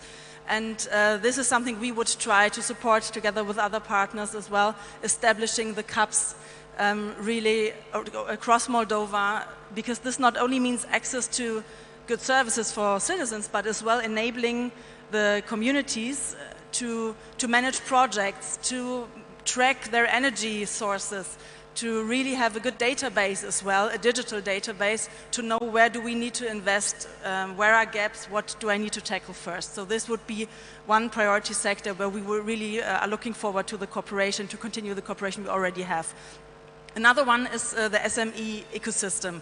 As you know, the backbone of the German economy, of our economic success, are our SMEs. This is where our strength comes from, where the money comes from. And so I have the feeling it's especially SMEs in Moldova, especially the smaller ones, where there is are some gaps in digitalizing the services. If it's customer relations, if it's the budget management. So this is another part where you've already done a lot and moving at an incredible pace again, but where we would like to continue our support to enable all SMEs to move on that digital track. And that includes as well, for example, a cross-border cooperation. This includes transport, logistics, digital management at the borders of customs. So there are many topics related to this, cadastral systems as well, to really know who owns which part of the land and where investments are safe. So this is all related to being competitive in the European market. So this would be a second priority, I would say. And then just to highlight another topic that we sometimes forget about in this fast-moving times, the social sector. So I think social assistance, leaving no one behind, is really part of European values and of Moldovan values as well. You welcomed over 1 million of Ukraine refugees here, which is really unprecedented, I think. And there is really a challenge, of course, to integrate everybody. Is in the rural areas, Moldovans in the rural areas, is it Ukrainian refugees into those systems? And this is a topic we are working on together with UNICEF, actually, to supporting digital systems so that we have the data, who is affected, who does need what, but as well to ensure with systems like e-social, having one-stop shops, that everybody really has access to the great support you offer from the Moldovan government already. Thank you. Thanks a lot. I hope you all have had the feedback we've got from individual states, members of the European Union, Switzerland, multilaterals, all friends of ours, please bear in mind there is more work to be done. Now, Adrian, you would have, I would say, double hats or two hats, since on the one hand, we look at you and you look at us as partners in development as well, but also private sector, so private investments. What is your perspectives? You're already active as an entity here in the country. What is your view or views looking forward in terms of venture capital, for instance, private investments in assisting this journey of ours? Maybe you look at it differently. Well, you know the famous Marcel Proust once said that the real act, paraphrasing it, the real act of discovery is not in finding new lands, but looking with different eyes. So maybe you look at it differently. For sure. So, no pressure, I guess I'm at the end. Being the only Moldovan in the panel, it's an honor. Thank you so much for everything you do, and everyone I think appreciates the work that you put into our country, support and patience. I represent UMAEV. UMAEV stands for Ukraine Moldova American Enterprise Fund. We've been one of the first investors and one of the only few investment funds in Moldova and Ukraine. And we established in 1994. We've done more than 150. Is my microphone working? Yeah. And including, we've invested in Moldova already plus $55 million. And companies such as Natur Bravo, you might have recognized, one of the first investors in MAIB. We founded Horizon. So it is crucially important, not just to make money, but to support Moldova in its growth. And if you look at the investment cycle, usually any business starts with an idea, with a thought. So we want to be there. And this is why we created the Ventures program. I hope many of you have heard. We've already helped startups such as to grow, Bloom Coding, specialized in education, Aspect Health, and many more. Then on the next stage, after you've proven the idea, after you've tested everything, we've recently launched U-Capital program, of which I'm a part of, and we are specifically focused on companies that want to scale, that want to grow. Looking at companies that have a product already tested, looking at companies that are profitable, and there is potential for more growth. Now, how do we stay competitive? Coming back to the question, I made this introduction because it's important for you to understand how we approach everything. It's important to be aligned with EU. That opens the door. But then what is more important, in my view, and I think for the whole private sector, is to be competitive. Because otherwise we open the door and we kill ourselves or shoot ourselves in the foot. So this is where we come in. We want to make companies competitive. We want to bring the capital. We want to create the teams. We want to make the government standards together with the founders. We want to build the standards for quality. And we want to make, as a whole, the company competitive on a global and European scale. There are many programs, so there are loans, especially nowadays. You have grants, you have ODA, you have state aid, World Bank, you name it. They're all important. They're all supporting companies. They will all help you to build new facilities, export, receive certifications. That's good. What do we bring? We bring partnership. We are here with you. And this is why we call it equity capital. So we become as part of your family, of the business. We have the skin in the game.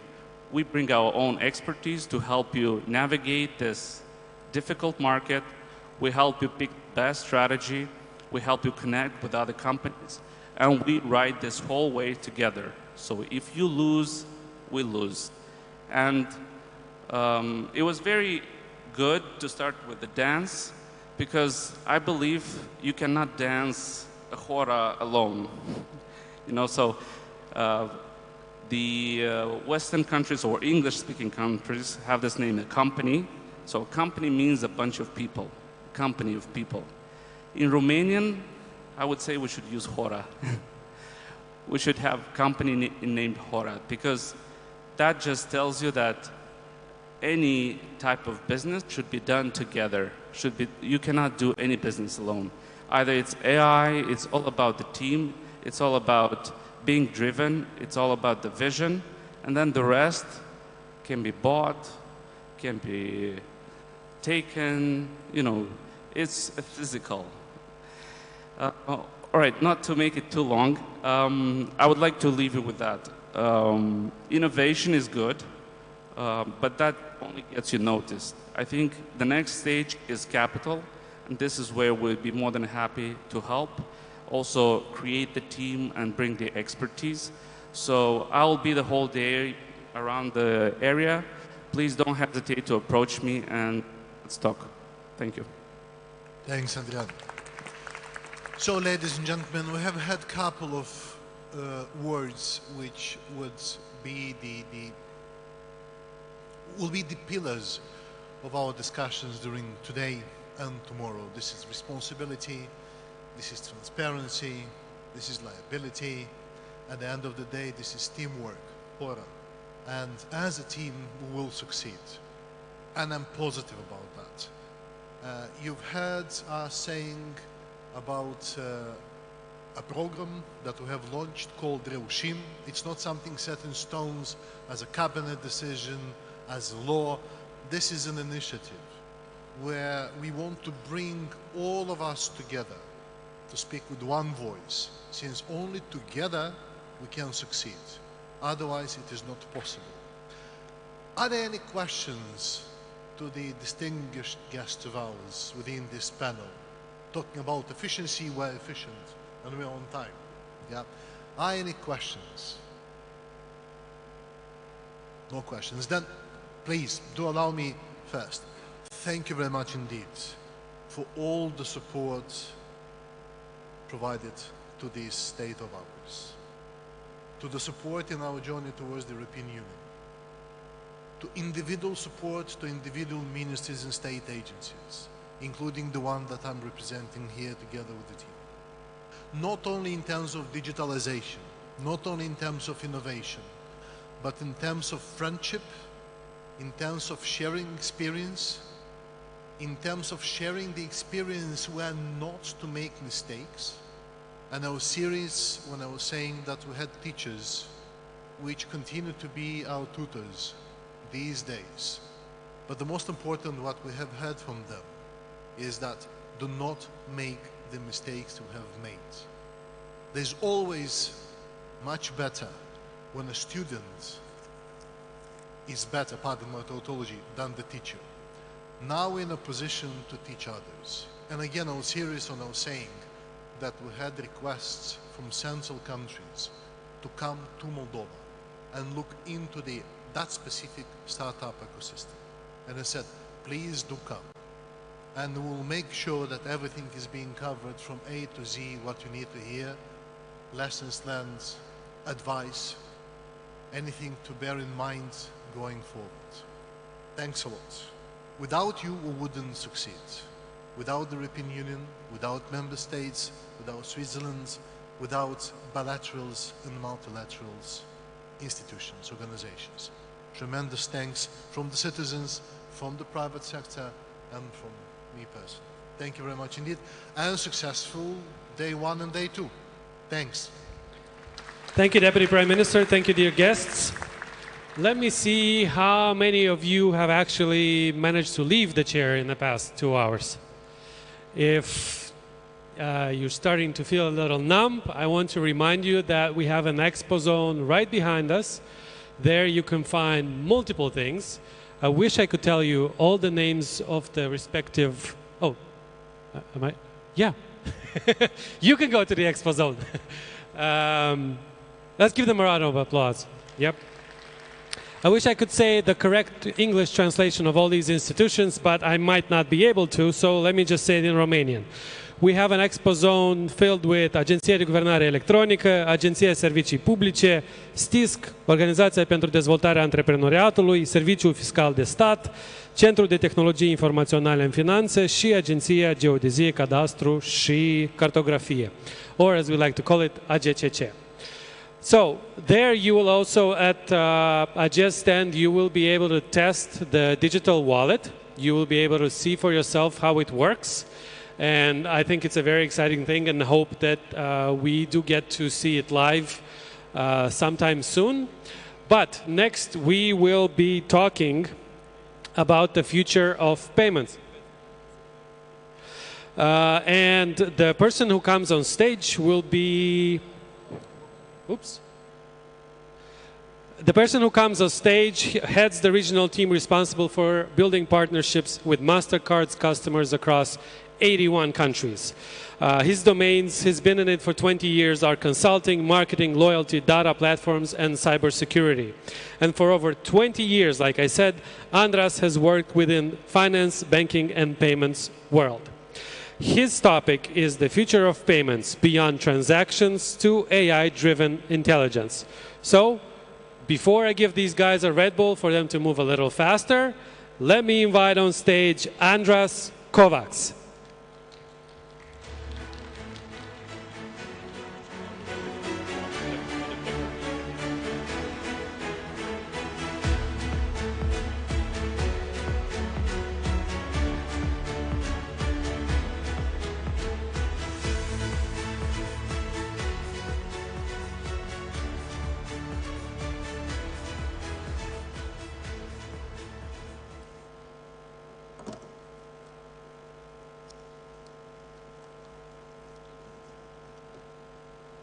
Hi everyone, how are you? Thank you very much for having the opportunity to be here in front of you. It's my first time in Moldova, but certainly will not be the last. I would like to start with a request. Under no circumstances should you ask me to dance for your sake and Mike's sake. That would be a disaster. Let me start with a personal story before we go into the presentation itself and the content for today. I was starting my studies in Italy in 2001 in Milan. And I remember in 2003 trying to apply for my first jobs as a Hungarian citizen in London, which at that time, before Brexit, was part of EU. And I got rejected because I had to fill in that I don't have a job permit, and it was a difficulty. There came a very important moment, 2004, May the 1st, when Hungary joined the European Union, and suddenly all the roads opened up. So my wish to you, sitting on this stage, is that you go through the same journey, the same happiness, and you probably have seen the videos just a month ago when it felt like Hungary is rejoining the European Union in a way, and we are certainly celebrating in style. So I wish that your celebration when Moldova joins the EU will be as good or better than what we did in Budapest just a month ago. Now in terms of the content, I got an easy request 2 months ago. Please come to Moldova, talk about the future of payments. Now if there's one thing that we know about the future of payments, it's very hard to predict. Yet I stand here today with the conviction that if you invite me back in a couple of years, and we'll look back at the predictions I'm going to make today, I'm quite comfortable it will happen exactly the way I'm explaining it. Now the reason for that can be multiple. One is I'm a little bit naive and overly optimistic, and I have to admit that's possibly true as well. But let me give you 2 other reasons why I have high conviction that what I'm about to present to you is really happening. The first reason, and please go back with me in time to 2012, there's a gentleman, a brilliant colleague of mine, his name is Jorn Lambert. Today he's our Chief Product Officer. At that time, tokenization was happening around us, and he thought, okay, this is great that we have this technology, but how do we bring it to consumers? So he wanted to find a partner that could help us who would be known for consumer experience. And I think we all agree one brand that we can think of in terms of consumer experience is Apple. So he knocked on the door of Apple saying he has a brilliant idea, and he pitched them a concept that became known later as Apple Pay. I think that is considered one of the successful projects out there that truly changed payments. So don't take it from me, but take it from Jorn, who just told me in person a few weeks ago that what's happening right now in front of us in terms of agentic commerce is going to have as big, if not bigger, repercussions in the payment industry than Apple Pay and XPay did over the past 12 years. And the third reason, or the second reason why hopefully the first reason is not the interpretation, is MasterCard is not watching this from the sidelines. We're actually making that change happen. So of course, when you have agency on the future, it's more likely that whatever you're predicting is going to happen. That said, I know I'm in a room of people,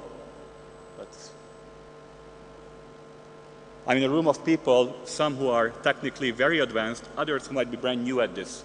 So let me try to take a dual mission for this presentation today. One will be to tell you what is this agentic commerce future that we are talking about, but also to tell you what is MasterCard's role in making this journey happen, and bust the myth once and forever that we are a card company, because we are so far beyond that, and I really believe we are operating in the space of identity, trust, and security. So let's take Go on the Whirlwind together.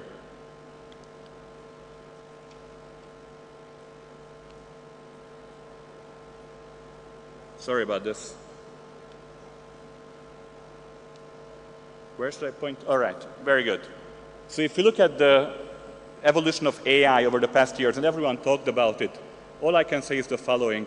I remember going home a few years ago to my hometown in Hungary and told my mother and my father, please download ChatGPT. Maybe you don't understand it yet, but you will use it. And I remember I was home a few weeks ago, and I told them, okay, time to switch to Claude. And I think all of us in the room are using it. We see the evolution of that. So I'm not going to talk about that. That would be boring. But let me talk about the exciting stuff. And I can tell you, even to me, a few months ago, this was something new. So hopefully we'll hear about something that you haven't heard before. I had the benefit of being in Saudi Arabia around 3-4 months ago at a similar conference. And I saw the first agentic commerce real-life transaction happen live. And I'm happy to say that thanks to the brilliant colleagues, some of them here in the room today, this week in Moldova, you also completed the first agentic commerce real transaction, which is quite amazing. And that means you are in the forefront of the top countries driving this change around us. If someone can help with the slide to go forward, please. Very good. So in terms of what is the change that is driven, there are 3 layers to it. The first part is, I would call the technological layer. And it's very simple. We understand all of that. Agents and AI tools are helping build the next generation of AI. We can see how ChatGPT went from 3, 4, 5, 5.5, Opus from 4, 7, 4, 8. The pace of change is happening faster and faster. They coined the term AI vampires, the best coders who are working around the clock to go faster and faster because they are using the tools to become more efficient. Okay, that's the part of AI. But what about business? We see that it has changing implications on the workforce as well. Companies are using individuals augmented by AI to be even faster. But now comes the fun part, and the part which I'm here to talk to you about. What does it mean in terms of the payments world? Effectively, what we are going towards, and I'm certain it's happening, please take my word for it, that we are going towards a world when agents will be in a marketplace as autonomous shoppers. We are talking about not going onto Google to do a search and then going to a store, buy it, or going into eBay, but coming with an intent to your AI tool, to your agent, and fully completing the transaction autonomously. All right? This will have major implications, but for those people who prefer, video and visuals as opposed to me just talking, let me try to present it so you can imagine what I'm talking about.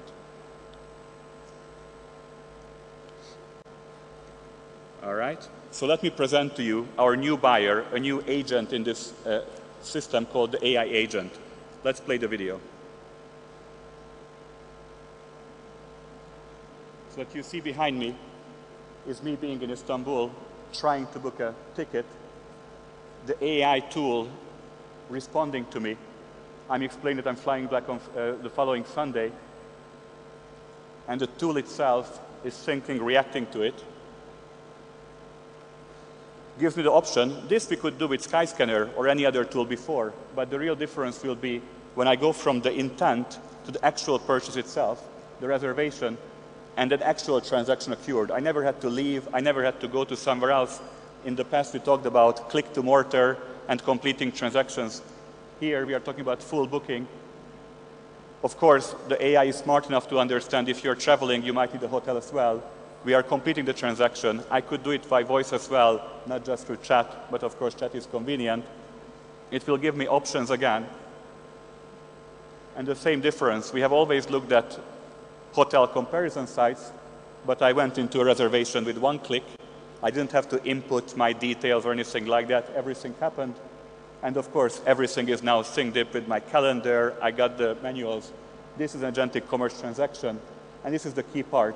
Of course, I had to have the intent, I had to complete it, to confirm it, but the whole transaction happened. A simple passkey transaction. By the way, to the colleagues in the room, I think they implemented passkey here in Moldova in a 2-week timeline to make it happen. So well done. This is reality here in your country today. So let's go further. Now that we understand who is the AI agent, you might ask, all right, what are the implications for the economy? And I can say it's pretty profound.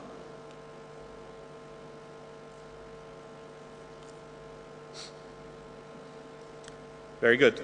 So the first part that we have been talking about is the consumer to agent journey.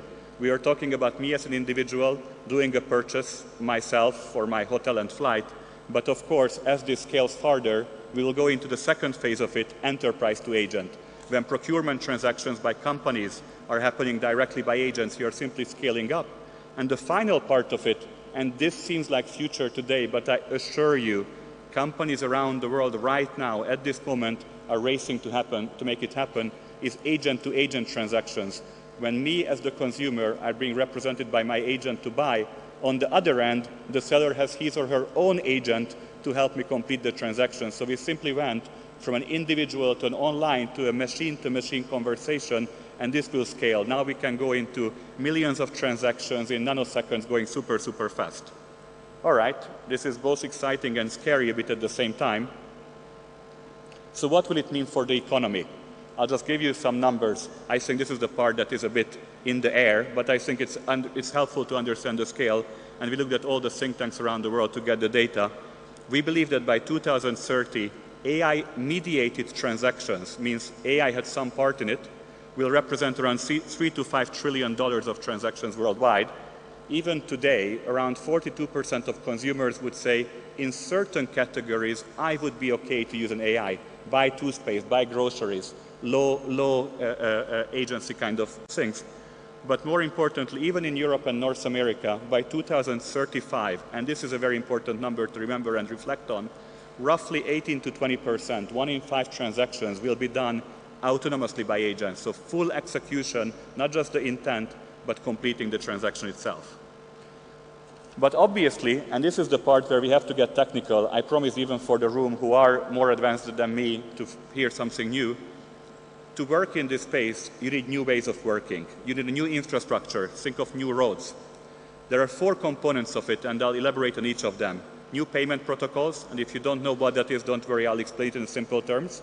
Spend controls, multi-rail settlement. Remember, I mentioned MasterCard is not a card company. And lastly, identity, security, and trust, which is at the center of all of this. Without it, the whole transaction process fails. The same way we use our credit cards, because if we know something goes wrong, the bank will reimburse it, will be able to protect us. So let's understand each of these one by one, very quickly. In terms of payment protocols, what does it mean? Payment protocols effectively, if we think of our individual experiences, is the checkouts, the logins, the one-time passwords, the stuff that we hate. But I'm sure you all know now, if you go onto a website and you start putting in the first digit of your card number, it gets filled in, it goes and completes it. Now we have to design the same type of payment protocols, but for agents. Without going too technical, there are 3 components of that needs to be solved. Payment initiations and credentials. And MasterCard is very active in this space with our technology called MasterCard Agent Pay. And of course, we are competing with others. Then you have agent-native checkout protocols, replacing the human transactions. And companies like Stripe and Shopify with their partners are very active in this. And finally, the last stage, machine-to-machine protocols. And here again, Stripe, Coinbase with their partners are making it happen. So that's the payment protocols. Let's understand the second component of it, which is spend control. And it's very simple. I'll give you a definition that you will be able to remember. What an agent can buy, how much it can spend, with whom, and under what conditions. So you as a consumer will only be willing to give the power over your money to agents, your agent, if there are certain limits. So if something goes wrong, you can feel safe. You will never give your debit card with your full bank balance or your credit card with full transactions. You'll find limits. And to keep it simple, you have to work on the authorization part, the prepayment, and the post-payment part. Think of it this way. Virtual cards that you are issuing like a prepaid card just to that agent. usage-based controls. If you hit a certain spending limit, a certain category, you stop. And then the smart contracts to make sure legally it's working as well. This is the part around limits. The third part, which I talked about, is multi-rail. I mentioned already before, this is not about cards at all, cards only. And to prove that, we are really playing, we believe in consumer choice at MasterCard. So of course, for certain transactions, buying shoes, buying online, paying for a school, cards are perfect and doing it online. However, for big transactions, imagine like a $50,000 corporate transfer, you will not use a card payment. There you will use bank transfers and you will do real-time payments. And that's completely okay. You use the technology which is fit for the right type of transaction. But then think about the times where you will have to pay a portion of $0.01 for a single API call. The current technology is completely useless for that, but we are going in this direction. So stable coins and CBDCs are the way to make that happen, and they can do lots of transactions shortly. And then finally, you are doing a cross-border complex transaction. Blockchain is perfectly fit for that. It's the same way, if you remember back, what was one of Amazon's key promises or eBay's, the escrow account. If the goods don't arrive to you, you will get reimbursed. So this is that equivalent for the payments world. Finally, as a last piece of that puzzle, we are going, and probably the most important, the trust layer, the identity and security. And think about it this way. All the tools have been built around spotting if you're in a different country, irregular behaviors, how is your hand, how are you using it, is it many transactions happening at the same time? If you are going to the world of agents, all this security is useless. You can throw it out and you have to start from the beginning. So the four components of it, and again, MasterCard is making it happen at the moment. The first part is know your agent, effectively having electronic credentials, footprint for you as an agent. And talking of footprint, the second part is audit trail. I remember back in the days we were talking about machine learning and the early days of AI, the problem was, oh, it's a black box. We don't know what's happening, so we can't even explain why we got to that result. Today, if you are using Claude, and if you are not using it, please use it, you will see the thought process as the machine is going forward, and you can see it live, so you understand what's happening, and you can intervene. So the same for the agents. You will be able to see every step of the transaction, be able to audit it. The third part, very important, agent behavior monitoring and scoring. So MasterCard will be scoring the agents. If the agent is buying your bread, your milk, your toothpaste, your washing detergent, it's pretty safe, especially if it completed 1 million transactions over time. If it's doing dangerous stuff, high transactions, the first time we are seeing it, that agent will get the same risk like we are doing in the card space. And then finally, we have to build agent-native anti-money laundering and fraud detection rules. I believe it's boring, and I get that, but without this new infrastructure, this new thing is not going to happen. Like I said, we are making it happen. So let me bring it together. I want to leave you behind today with a simple message that if your friends or your family ask, so what is this whole agent nonsense and what did we talk about? How can I understand it? The best technologies, I'm sure you agree, are extremely simple. Everyone knows when you're using Apple Pay, you use 2 clicks, you pay. You don't need to know how it's working. It should just happen. The same goes with agentic commerce. The simple process is the following. An agent needs to buy a purchase. You have a need. It does the research for you, like we saw in the example with the hotel and the airline. It initiates the payment, and most importantly, the agent completes the payment. So you will never have to start looking for your credit card, look at your details, go into your mobile app. It's all tokenized. It's all behind happening. And ultimately, the service is unlocked. And as it always goes, more simple the consumer experience, the more complex is what lies underneath. I will not repeat one by one. You can read it here. We talked about all of this so far. Know your agent, payment protocols, multi-rail settlement, and so on. Let me leave you with the last slide. And I'm sure this is something that you will all be able to relate to, because we have gone through this journey. Ultimately, what's happening in front of us, and it's certainly happening, is a new actor is entering commerce. That means that the existing infrastructure that was created for humans is wrong for it. And now the question is, who moves fastest to build the new railroads, the new infrastructure to make it happen? Think about, and my claim is the following, and hold me accountable. Over the next 18 months, the standards are being created that will drive the payments industry for the next 20 years, the same way how Apple Pay and XPays were created and created the experience we have today. We, of course, all started, and many of us in the room are old enough that we used to use cash when we went to stores. Then we went into the card era, which is evident and certainly behind us. Then we went to the e-com era, think of the Amazons and think about the eBays. Then, of course, everything went to mobile. Most of us here on our mobile phones, not on our laptops right now. So we went into the wallet era. And in that era, those who built these digital wallets who were winning. And finally, what's happening in front of us that many of you might not have been aware of, but hopefully after today you will be, we are already in the agentic era. In this space, those who build the identity, trust, and programmable payments layer will be the ones winning. I can assure you MasterCard is one of these players, and we are happy to partner with each and one of you. Thank you very much. Thank you very much, Andras. I was listening to this and thinking, imagine an agentic AI that acts like your mother or grandmother. And it tells you, I know better what you need to get for yourself. Or you're not eating enough, let me order you more food. Or stuff like that. Anyway, what Andras was talking about is that in the next 18 months, a lot of things are going to change. And what the next speaker is going to be talking about is similar, but in a very unusual way. I'll let her do the talking, I'll let her present it to you, and I'll tell you her name. Her name is Michelle Iliev. She is the State Secretary for Digitalization and Innovation at the Ministry of Digitalization and Economic Development. So, let's start.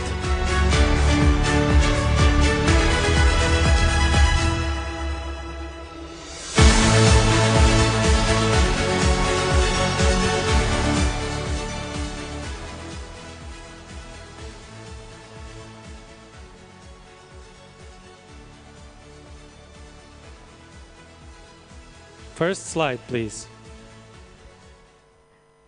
And I think now it works. Well, I'm waiting for my first slide. Since our existence, the world knows only one picture of Moldova. Next slide, then we will adapt. It's not working, yeah? Cool. Poorest country in Europe with a population declining and always catching up. We all know this card. It appears in every report, every ranking about our country. We became used to the idea that being small is a weakness. Sometimes I wonder, are we describing ourselves? Or explaining ourselves. And because my presentation is not working, I will go now on stage. We have 2 years to change what's on this card. Well, now you know whose card it was in the teaser at the beginning of the event. So 2 years. No pressure, of course, for us. We've done this before. But before we talk about the future, let's change a bit the optics. Next slide. So apparently we've been busy with some stuff. So please, let's give a round of applause for all the institutions, all the businesses, and all the agencies, government, public, private, that have been working on that despite of what we had in our country. So guess what? We have 2 years to build on that. And you may wonder why 2 years. A few years ago, artificial intelligence felt distant, interesting, powerful, maybe useful one day. A little like COVID felt in 2020. Do you remember that time? I think we all have it in our bones and masks. People heard about COVID. Experts debated about it. But from the rest of the world, it seems far, far away from the reality. Then, suddenly, the reality changed. And this is how major shifts works.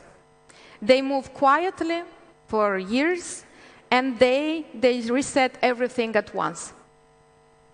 And we have seen this before in the history. The first industrial revolution changed the value of physical labor. And countries that adopted in the first 20 years, they dominated the global market and economy for centuries. The countries that waited became suppliers or dependent for generations. Now, artificial intelligence is changing the value of our cognitive work. And it just passed the threshold, moving into so-called frontier AI. Maybe it's a new term, you can search it. It will be in our vocabulary for many years. So it's the same inflection, but different century. Some of you may say that the game is already set, that we know the big players in the room, in the world, that the leaders are obvious, and you just have to pick a system and just follow. I profoundly disagree. The technology is consolidating.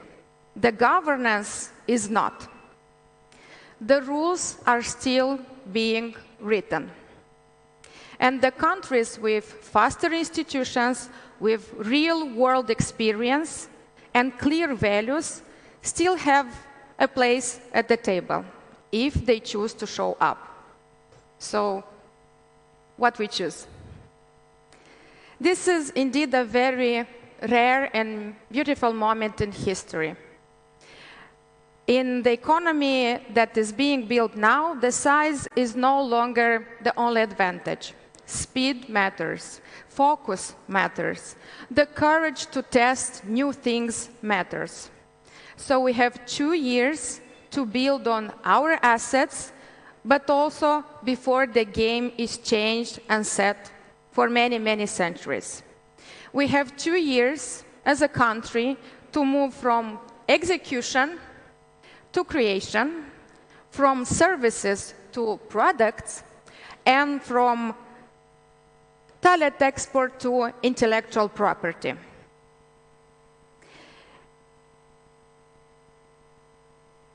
And not because we are ready and we have all the answers and we have set everything, but because we are precisely positioned for something very, very specific. The sandbox country and economy of Europe. And when I say sandbox, I do mean a playground. You've heard about that from the Deputy Prime Minister and Marta Kost in the morning. So we mean a serious national testing environment where applied AI, cybersecurity, health tech, gov tech can be tested quickly, safely, and responsibly before they're scaled and deployed elsewhere. So we want to become a boutique country for serious innovation, not just for kids, just to make sure. And let me be precise about what kind of sandbox this is. Tesla chose California and Nevada not randomly, but because the specific condition made the data meaningful.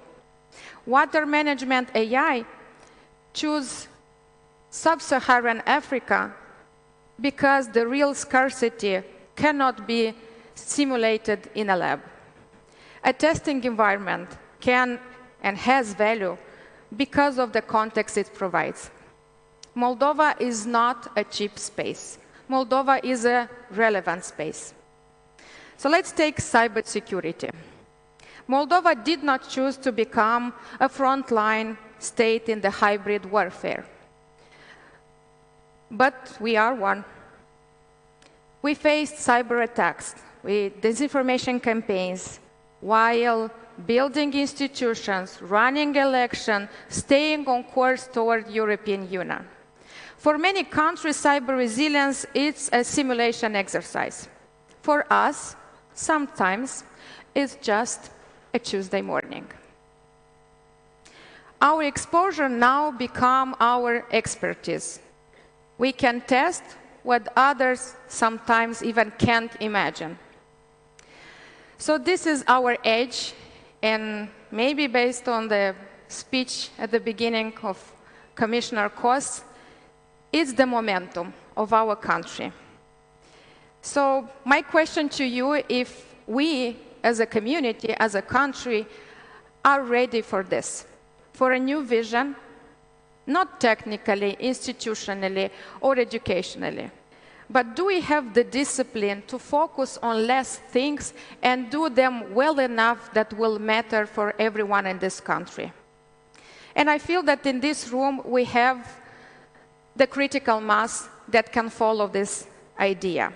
This is not something that we will just watch happening.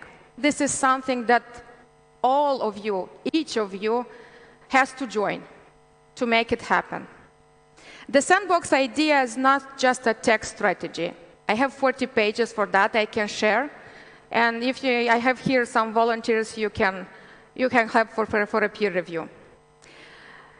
It's more a statement about who we choose to be. So you may take the blue pill, the red pill, you know the metaphor here. Moldova is 35 years old. At 35 and mid-30s, you are not longer catching up. You know your assets, you know what you have learned, and you know that this is the momentum. And when I'm telling this, I feel it deeply in my bones because I'm the same age as my country. And after all we have been through, I think it's time, and you have the card, to flip the card. So if you agree, raise your card and flip it. Thank you. Thank you very, very much. I was being in two places at once, so let me get back to the stage. Did you like it? Yeah, I feel like you're hungry. I didn't hear that. Did you like it? Yes, okay. So, before Michelle waits to get back on stage, let's watch a very nice video about the next topic.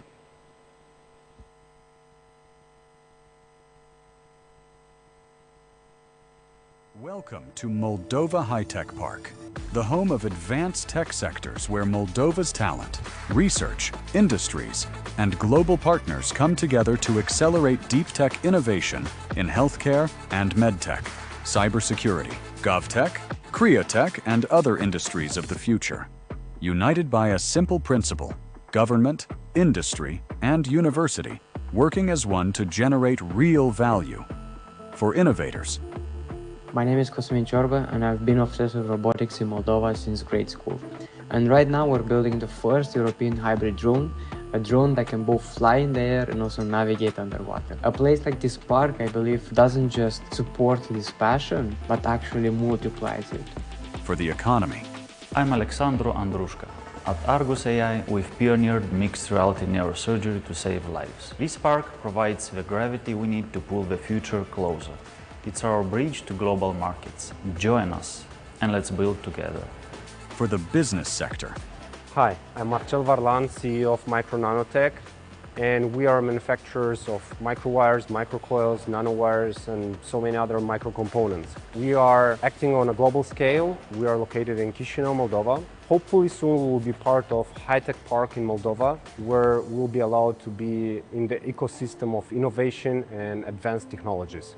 Backed by investment and designed to testbed what's possible in Moldova and beyond. Scaling solutions for a global market.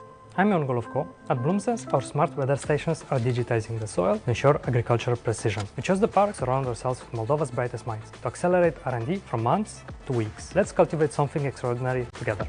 Because innovation doesn't stop at ideas. Hi, my name is Lydia Scarlett. In my world, creativity and tech go hand in hand. Breakthroughs happen at the intersection of the right time, space, people, and insights. I'm excited for Moldova High-Tech Park becoming the ecosystem amplifying these key elements. We're already working on exceptional world-class projects, and now the momentum is perfect to accelerate and build more with our talent, real ambition, partnerships, and infrastructure. We're creating a city where new technologies can be developed and tested to make a change. Welcome to a 50-hectare vision. We're building more than a park. We're engineering a smart, sponge city ecosystem. Imagine a blueprint that integrates everything: state-of-the-art offices, advanced medical facilities, and high-tech manufacturing, all set within a resilient, eco-driven urban forest. It's a self-sustaining landscape where technology breathes, scales, and finally changes the world. This is Moldova High-Tech Park, the home of our local brilliance and the heartbeat of the international tech ecosystem. The engines are running and the coordinates are set. Take your place at the controls, and let's lead the next leap together.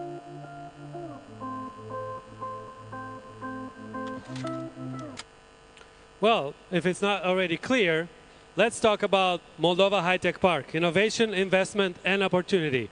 And leading this, Michelle Iliev, State Secretary for Digitalization and Innovation. The microphone? Okay. Well, you know already what we have to do and what's our target. Now let's go into details how we want to do that. High-Tech Park is the flagship project that we see it as a driver for the presentation that I've been presenting. And we have two special people that are working hardly for this project to become real. And let me introduce those people. Doina Nistor was on this stage 1 year ago.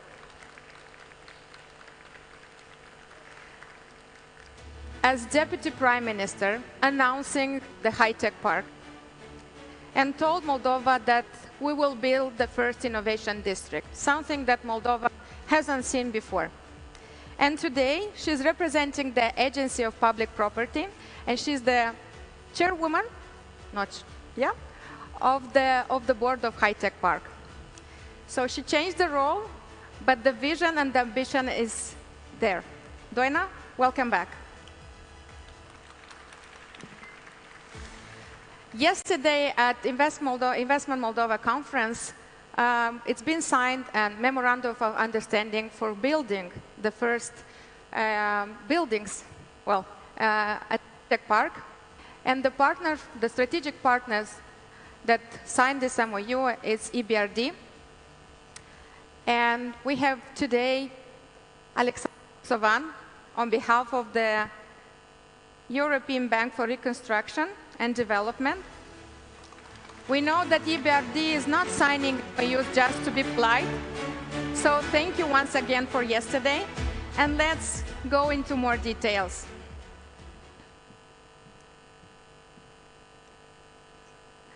I think I can sit here. Yeah.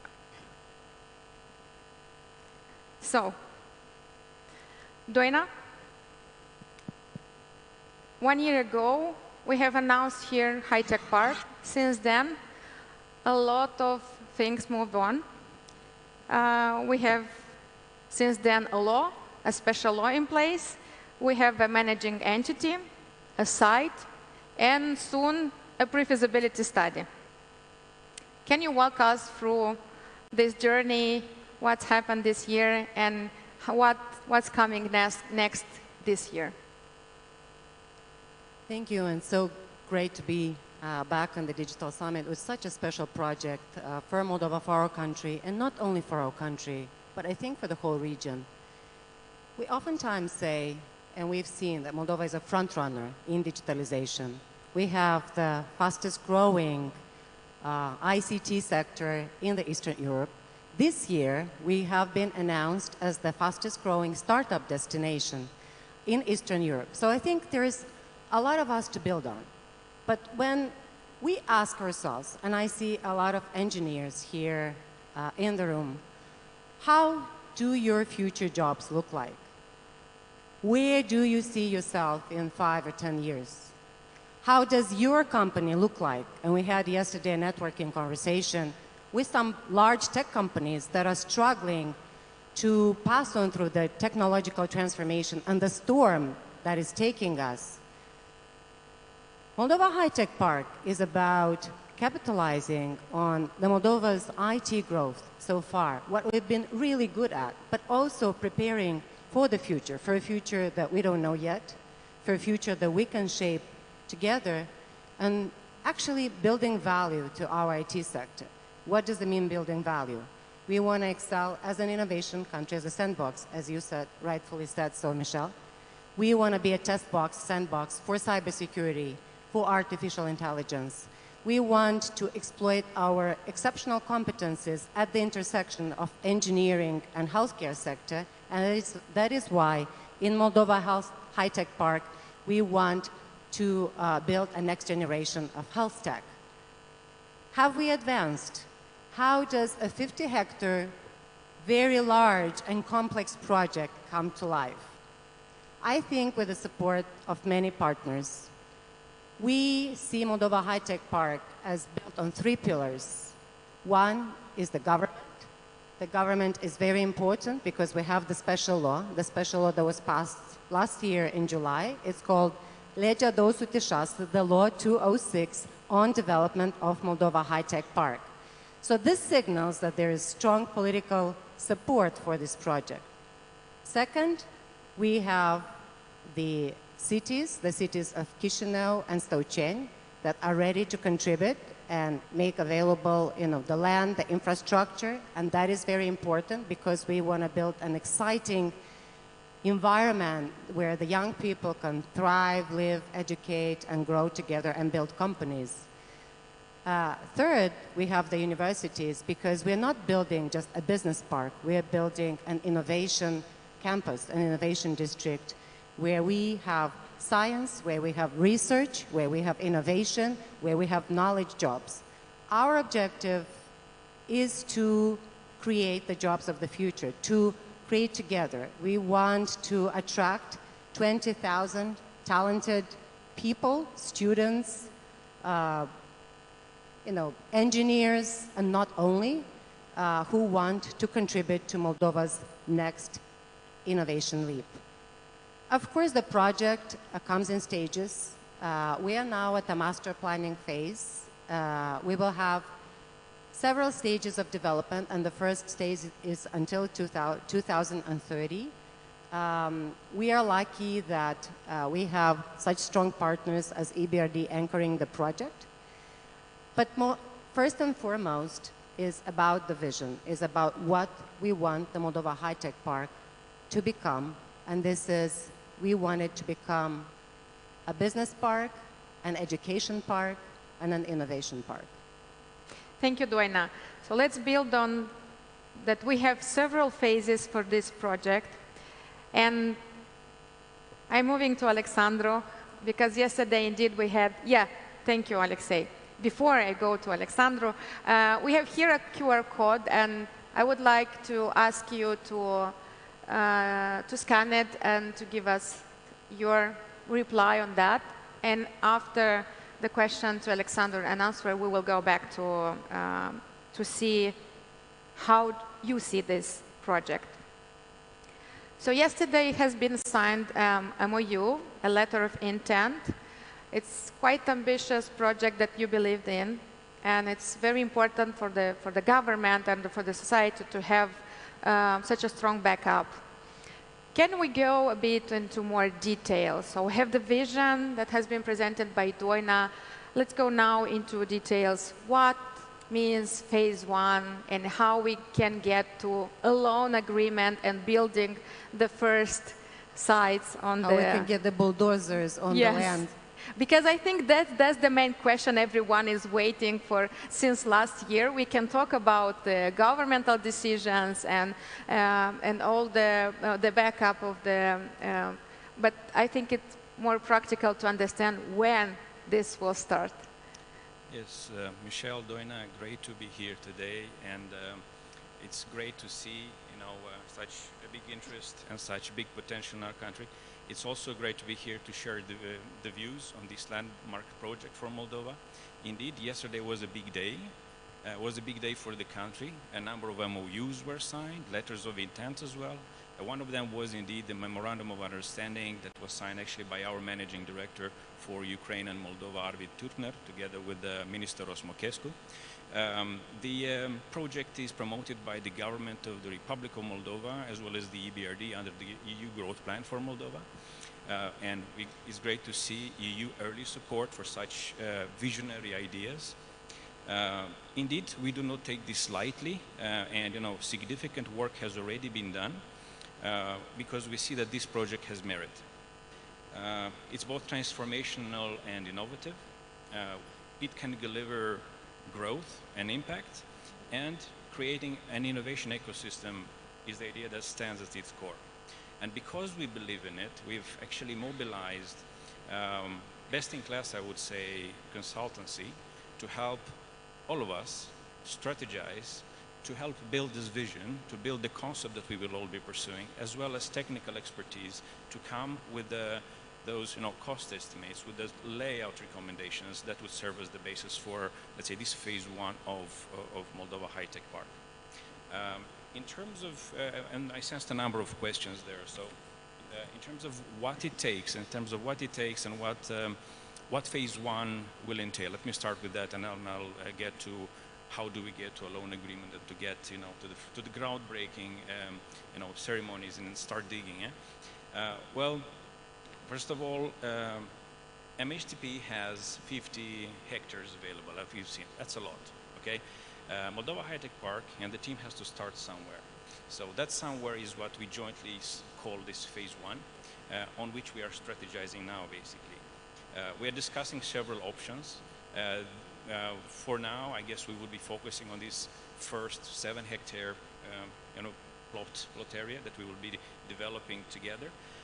Part of the facilities that would be there is what we would be calling EBRD financed phase one, with some of the initial buildings and some of the facilities we would be financing. Okay? In practical terms, I would say we would focus on building the initial office buildings, the Innovation Community Center. We would shoulder the, let's say, the enabling infrastructure. To give like a few examples of what would be there, like Class A office space, as was mentioned, by the way, in the concept that was seen for ICT companies. Green certified, of course. R&D and laboratory infrastructure, startup and accelerator facilities, health tech and life tech science facilities, as well as, parking goes without saying, most likely above ground multi-level parking, and of course utilities. We are also discussing about access road segments that we would be looking forward to also support. So it's quite a lot going on, quite a lot being strategized. It's 10 minutes only. We will recount. And in terms of how do we get from here, from an MOU being signed to a loan signing and have the financing available, basically we look forward to concluding actually hopefully in June this conceptual part, the pre-feasibility study that our teams are working together. I would say, 6-7 steps that I can mention. So once we fully agree on what exactly is to be implemented, we will deploy this more detailed technical feasibility study to confirm for all of us the amounts and the exact facilities. So that will be the second. Once it's concluded, and we basically agree between the EBRD and Moldova High Tech Park, the Ministry of Economic Development and Digitalization as, let's say, the lead agency within the government, we expect the ministry to go to the cabinet to seek the confirmation at the chief's level, the Interministerial Strategic Committee, for the amount and the scope of the project. Now, this third step basically unlocks 2 streams. First, EBRD will knock on EU's door to apply for the investment grant that we will jointly be seeking, basically, under the EU Neighborhood Investment Platform. So it's an investment grant that we will be attracting for this project. And EBRD, based on the same decision, will proceed to its board approval so that we can then discuss the loan agreement to be signed between the countries. So our common deadline is to move this project by next year. Yes. Q4, so by the end of December 2026 to start the excavating and building signing the loan and in the same time starting the constructions? Time is of the essence, absolutely. Time is of essence, and I think everybody is expecting to see visible things, visible progress for Moldova High-Tech Park. So the objective is to complete the master planning and get the excavators on the site, and this would be together with EBRD, as we are discussing for EBRD to fund the first stage of construction of infrastructure of the park. And what is important is the partners and the residents that will come to the park. At which stage they come? So can they come in parallel with EBRD, or they can come into the first buildings? We are happy to announce that there is huge investor interest for Moldova High-Tech Park. As of today, we've launched the expression of interest for future residents, future investors, and future knowledge partners. We would like to develop a knowledge community. We see Moldova High-Tech Park plugging into the bigger European innovation infrastructure and into the bigger global tech community. And this is extremely important as we're looking to house from startups to tech companies, to health tech companies, to high-tech production areas, but not even less important that we want to have university and study areas, so that it's exciting to build the next generation of knowledge. But where you can apply for this call, and how the companies or future investors will be selected? We invite everyone who's interested to follow us. We invite everyone who's interested to become an investor, a resident, or a knowledge partner to talk to us. There's very simple application form.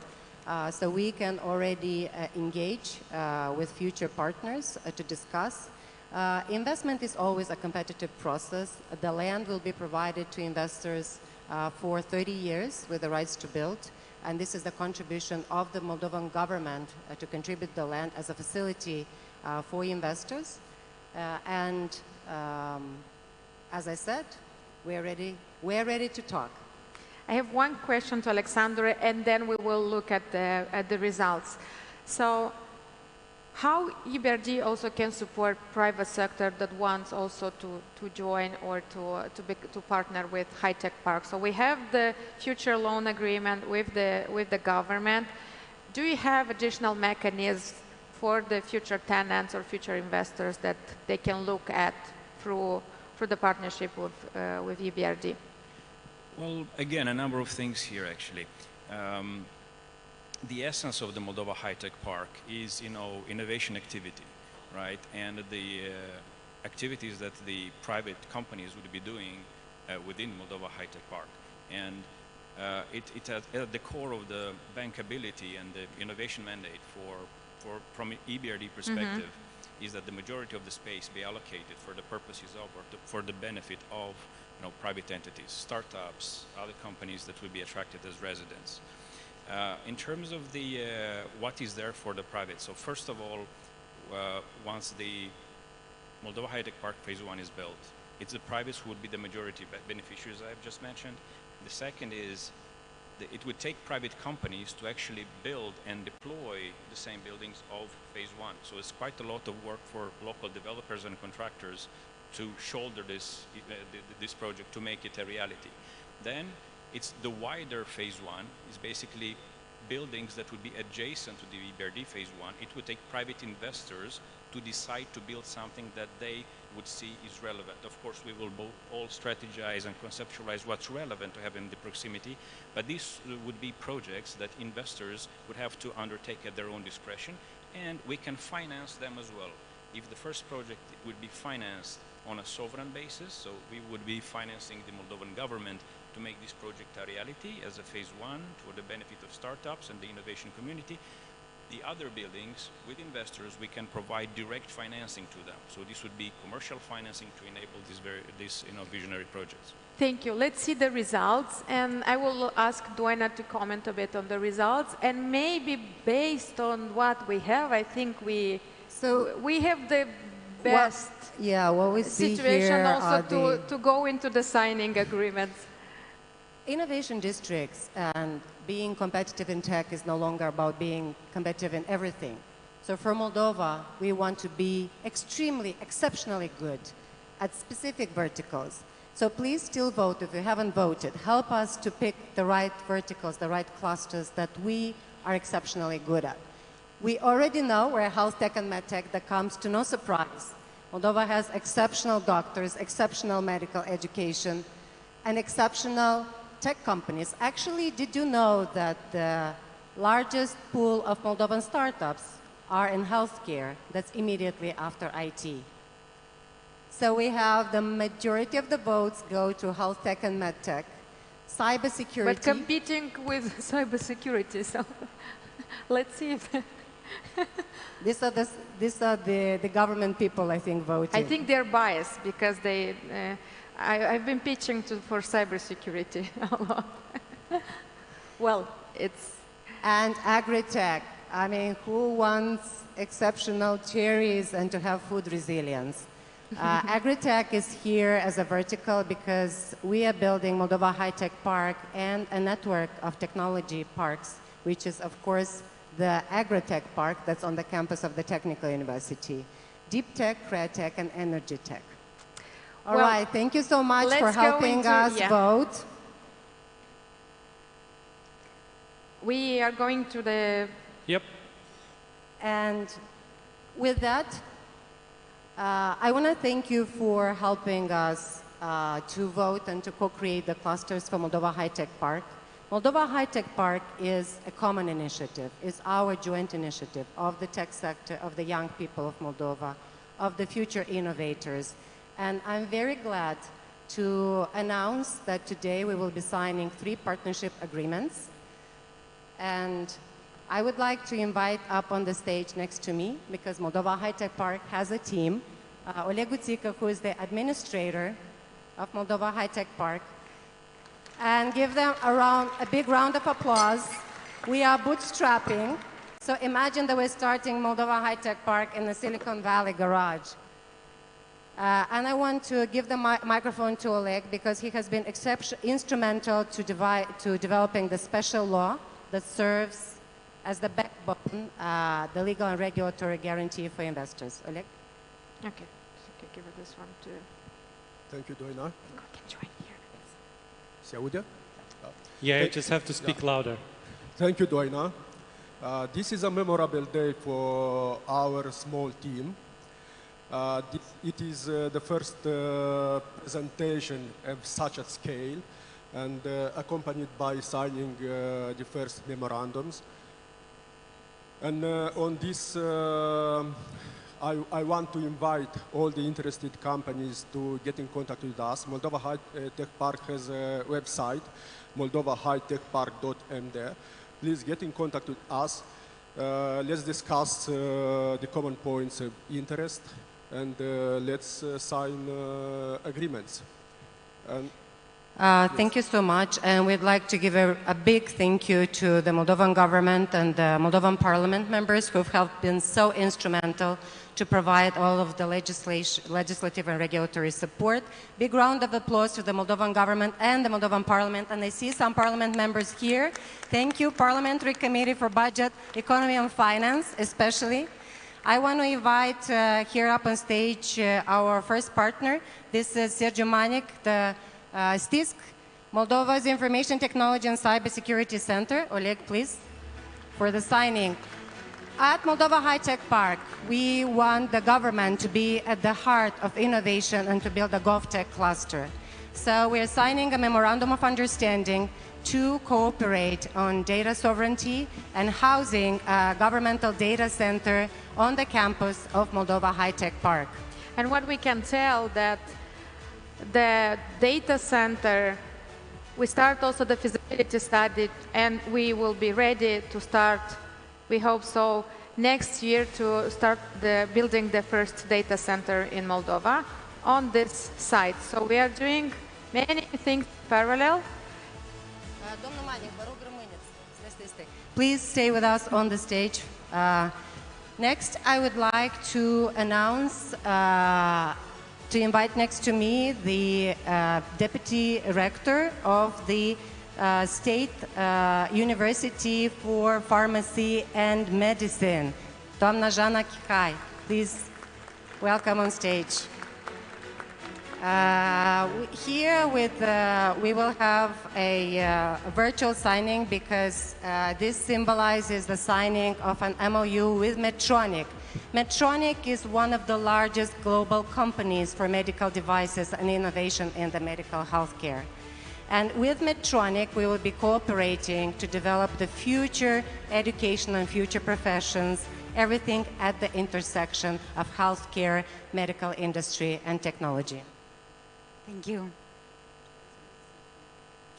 It's a pleasure for us as a university to be in the front line because medicine always was a little bit conservative, but it's a proud for us to do this partnership and sign this memorandum. Thank you so much. And we will have, Medtronic is not here because we're signing with the regional division. So we have, with the sound, please. La Medtronic crede că viitorul sănătății se construiește prin inovație, colaborare și curajul de a transforma ideile în soluții reale pentru pacienți. Suntem mândri să explorăm această colaborare cu Moldova High-Tech Park, un ecosistem dinamic care poate accelera dezvoltarea soluțiilor digitale și a tehnologiilor medicale avansate. Împreună putem conecta expertiza globală cu talentul local pentru a crea soluții care nu doar tratează, ci schimbă modul în care îngrijim pacienții. Aceasta nu este doar o colaborare, este o oportunitate de a construi viitorul health tech în regiune în beneficiul pacienților. So this has been Cristian Rusu, who is leading head of Medtronic for Romania and Moldova. And just to say that Medtronic has invented the world's smallest pacemaker, which leads me to Marcel Varlan from Micronanotech. Marcel, welcome, because we will sign the third partnership agreement with Marcel Varlan, Micronanotech, for developing a nanotechnology cluster, because if you haven't visited Marcel's site, you should go and see the nanowires, which are extremely tiny wires, but what is more important is that the catheters that are used for non-invasive surgery, cardiovascular surgery, are produced here by Micronanotech, and just in the month of June, there are 30,000 patients that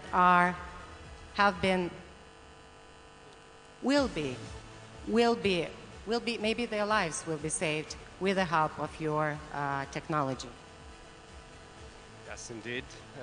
What we are producing now in June will go into human bodies and will save around 30,000 lives globally. Yeah, indeed. Thank you so much for the opportunity. It's a dream come true for me as an engineer and entrepreneur to be a part of High-Tech Park in Moldova. So let's agree that next year at Digital Summit, we cross the street and we see where is the progress? How we are growing. I want to remind you about our goal. Our goal is to build Moldova's future. Our goal is to build an innovation park that brings value, brings knowledge, and brings the jobs to the young people here in Moldova. It's a 200 million project. We want to create 20,000 jobs. We want to support 1 billion euro of economic value. Please allow me to welcome and thank again all of the supporters, all of the partners for this amazing, amazing project for Moldova's future, and to thank the first partners, and I invite you to take the center stage for a group photo. So Moldova is moving from an idea, and in less than 1 year, we are already going into execution and implementation. See you next year.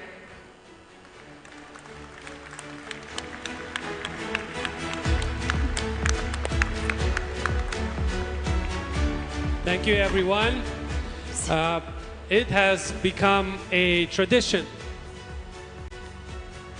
to sign some sort of memorandum here at Moldova Digital Summit. thinking about what's going to happen next year.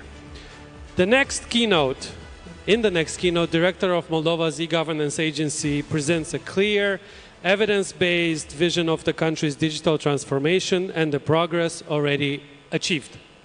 The session highlights measurable returns from digital services delivered within a single year, followed by real-world products used by citizens, including the award-winning app that's on, I hope, everybody's phone, Evo, and the Evo wallet built to the European Digital Identity Standard. The keynote is called One Wallet, One Gateway, One Click. Evo and Moldova's blueprint for a friendly EU-ready digital state. Please welcome Nicoleta Colomiec.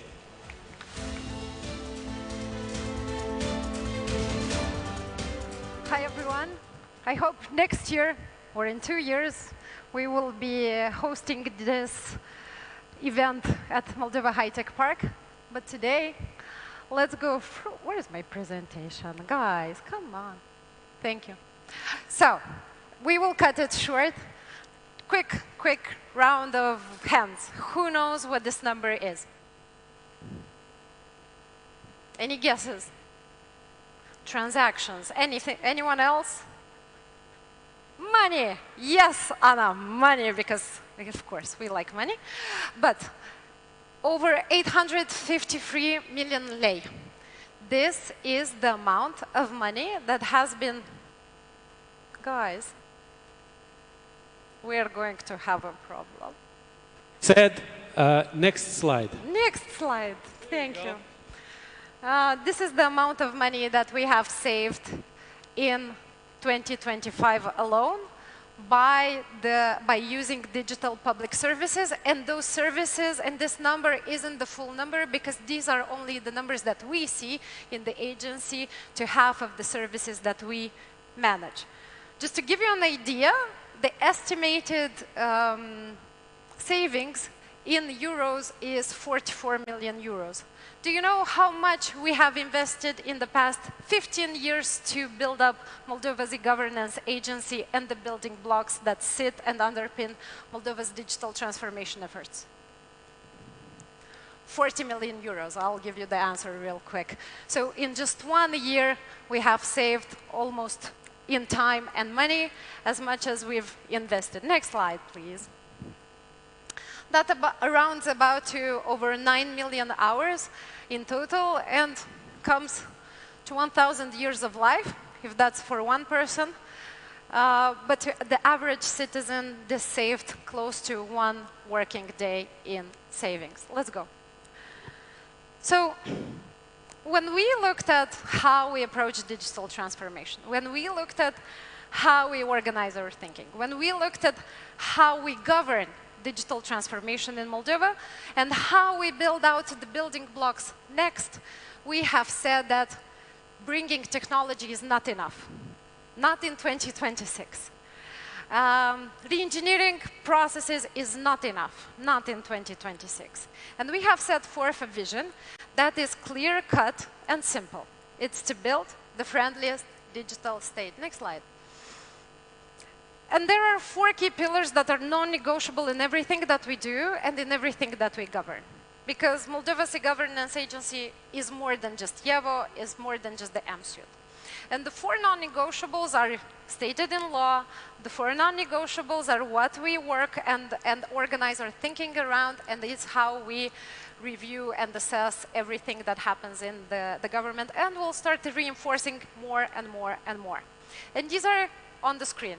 Digital is the default, so if it's not digital, if it's new and it's not digital, it shouldn't be there.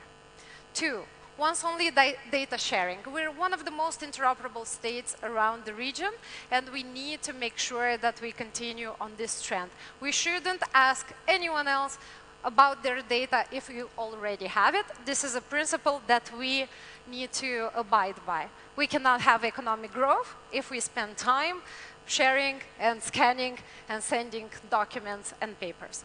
Proactivity is the norm, and this builds on the interoperability layer and centralized access. And when we say centralized access, we talk about the one-stop shop, because having more than just one is already not one. So, and that leads me to the next slide. This winter, we made the first step towards actually centralizing access. Because we have built, we have digitalized, we have transformed for the past 15 years, but access and information was fragmented. This January, we organized the public service portal and the M-Cabinet, the citizens' data and information portal under one single layer, under the YEVO app. But it's more than just access to public services. It's going to become, it has information on e-signature. It has information about your data. It has key digitalization numbers and metrics and assets. And it's going to continue to grow more, but we're going to get to that in a second. However, what we're seeing that at any given moment, just because of centralizing the access, just because of giving citizens a clear blueprint, a clear name, a clear address of where to go to and check their information, we have people continuously returning, coming, and this is becoming the trust mark of accessing services in the Republic of Moldova. Next slide. And 3 years ago, 3 or 4, on this stage, 2024 it was. On this stage, we have announced YEVO, our platform of platforms, super app. I'm very happy to see all of the key stakeholders that have contributed over the years to it. And today, we're happy to announce the new YEVO. Native, better, faster. We're correcting where we missed out in the past, but we're also bringing something new. Next slide. The new YEVO, which is, by the way, Ramona is over there. It's already won a UX Design Awards for Best Product in 2026. Has more than just, it's more than just a rewrite. It's a blueprint for scaling up. And it brings something new. First of all, it brings pending actions. I'm not sure if you haven't updated your app. A show of hands, who has the app? Wonderful. Now go to the Play Store and update the app and check if you have pending actions. Now pending actions are something that is driven by the proactivity principle.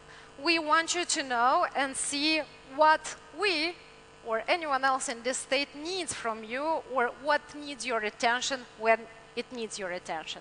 So pending actions are immediate on your main screen. I, for example, have a debt to the fiscal service, which I will pay right after this, and get a 10% cashback if I use MasterCard.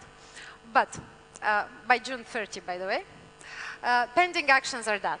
Second, we have consistently invested over the past year into mNotify, which is our governmental notification gateway and portal to allow for proactive notifications, updates, and information. We're also making it easier finally to receive, share, and manage your digital files and the digital files that are the result of service delivery in the Republic of Moldova. Because digital by default isn't just in the entry point or in the access point. Digital by default is actually in the delivery, it's in the form, it's in the way you get the result that you need. And then we're also making it easier for you to manage the way you receive your money from the state. Not sure how many of you have been through this, but I have. I have had money waiting, sitting and waiting for me at the postal office, and I didn't know about it until I got like this 5 exclamation point letter for the social insurance house telling me like, go get your money or else it's going to vanish and we're going to take it away from you. Now what we're doing is we've had payments and benefits for a long time. We will be testing a new implementation and then we will be upgraded and learning based on that. And the better experience overall, because we know that it was supposed to get better. Next slide, please. Now here's what stays. Everything else stays, we will just be piling on. So access to all of the over 600 e-services information is right at your fingertips. Whenever a new service appears, it is already in YEVO, and no, you not to access these and information about this, you do not need an electronic signature, although we highly encourage it. So because without one, well, over 50 data sets, digital powers of attorney, better, smarter appointments for services. We've re-engineered the entire e-appointment layer that we managed at the governance agency to make sure that institutions that still provide certain services through face-to-face interaction, get an appointment management system, and that it is natively integrated, it is provided by the government, and it immediately appears here once they configure it. Next slide. But the biggest, the cream of the cream, the cherry on the top, is the Yevo digital identity wallet. And I like to say that to us, this doesn't seem like a big transition to us as citizens generally. Because from 2024, it has been law that digital documents, the digital form of the documents in the app is legally binding and is legally accepted. However, it has been implemented on a reference architecture. Now, in the meantime, the European Commission has set forth the eIDAS 2.0 regulation. It has set forth implementing acts, and we, as a country, have committed through the reform agenda on the growth plan to actually implement by end of this year the EUD aligned digital wallet, and then in 2027 to certify it and get a certified wallet. And I'm happy to say, I'm very, very happy to say that 2026 is not just the year of the wallet. Moldova is one of the leading countries in the year of the wallet, because by end of 26, each country from the European Union must provide at least one digital identity wallet to its citizens that does key things. One, access to your documents. Not everyone has the free documents that we have. We need to be proud of that. Two, it needs to allow you to share consent and revoke access as you have it, and three, allow you to get access to a remote qualified electronic signature. And I'm very proud of the strategic partnership that eGov and the interinstitutional collaboration that we have between eGov, the STISC, and the Public Services Agency to making that happen. Next slide. But we're also solving for something more. Because in 2024, we launched, and everyone said, okay, but how do I verify it? How do I integrate it into my workflow? How I, as a regulated company, business, or enterprise, identify people? Because our past implementation has been allowing P2P sharing. Starting this April, we have launched the integration process of what are called relying parties. And there are two initial scenarios that we're going with. So the first scenario for businesses and implementation partners are to integrate directly into their systems by going through the eGov for Dev portal, getting a certificate, and going through the process. I'm very proud to say that these three logos are of the three key financial institutions that have completed successful integration, and we will be soon rolling out public launches on it, and you will start seeing at the counters the QRs to scan and present your digital identity document. Now, we are having a larger session on that on the eGov track where you can understand the mechanics behind it. We're very excited about it. We have over 7 member states participating as well. But this is in a nutshell what it does. Now, what happens with, next slide. What happens with those that do not have a system to integrate it to? And mostly it's also public institutions, for example. I don't know, how many of you have visited the governmental building in the past year? Oh, hi, Lena. So, you need to provide your identity, and typically you leave your document there. Now, we have made it mandatory to accept the document, but how does that person know at the entrance that this is not just a screenshot, that this is not just something that you photoshopped or Canva or AI'd already, right? That it is a real document. Now, verifica.gov.md, our national verifier portal solves for that. What it will allow, and if you're gonna go, don't go, but not on iOS, tomorrow. However, if you go on it, you will see verify the documents in Yevo. The scenario is quite simple. So if in the integration scenario, you save the proof of verification in your system, with verifica.gov, you just validate. It's anonymous validation. You validate the verification, the availability of the document. So you can check and see and know that the document that is presented to you is actually that document, and it is valid, and it is of that person. It's quite simple. Verify, choose the document, a QR appears. You as a citizen scan that QR, you allow access to and you allow verification and validation of the information. We will do selective disclosure soon. It's actually available on Android, but not yet on my iOS. And you can share that information. And the information appears on the screen of the verifier. So they know in real time, without storing that information in the system, they know in real time that that data is valid. So next slide. And this is our roadmap. We said by end of 2026, we need to have 20 relying parties integrated. Now we started the legislative approximation process, transposing EIDAS 2.0. But this is where we are. So today we're launching the MVP. These are the standards where we have implemented on. I'm very proud to say that it's built on trust, robust trust infrastructure, and the scenarios that will move along the way. So we are starting with document verification and identification at the counter. In November, we will move into piloting remote onboarding. We're very happy that the EU Commission has set forth implementing act for remote onboarding, which allows us to actually implement it the way it should be. So you will remotely authenticate into the wallet, you will get access to your identity, and then hopefully you will, e-signature will not be a barrier to entry and to access public digital services and your data. Why this is important? Because we have over 1 million of citizens living abroad. And because we want those over 1 million citizens living abroad to get access to data, to information, public services, whenever they want, wherever they want, on their own terms.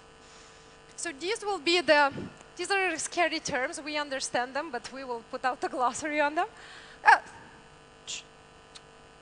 2027, with our great partners over there, we will be implementing RQS, Remote Qualified Electronic Signature. Remote Qualified Electronic Signature is basically the signature that we all know and love in Moldova, only accessible and an instrument through the wallet. So what that means is that once we do BID user binding through remote onboarding, the signature will not be a barrier to entry, and the signature will become an instrument that you use in the app. And by end of 27, we need to pass the conformity assessment from the EU. Next slide. This is our vision for YEVO. This is a balloon, but it's simple and it's true to form. YEVO is supposed to be the first thing that comes to your mind, regardless of who you are in this country. If you're a citizen, if you're a business, if you're a mother, if you're a diaspora member, if you are representative from a public institution. And we've already moved on to do that. But it's going to become so much more. We're aligning it with the requirements for the European Single Digital Gateway. Regulated professions will be available, and information on those, also an EU requirement, will be available on the portal and through the app. We are kicking off the definition of the first live events. We have a roadmap to implement and describe the first 5 live events through the app, and it is supposed to be a self-starting point for public institutions to start digitalizing, and we're moving on it. It's already happening. Next slide. Next slide. Thank you. But what you're seeing in Moldova and here on the stage is just the tip of the iceberg.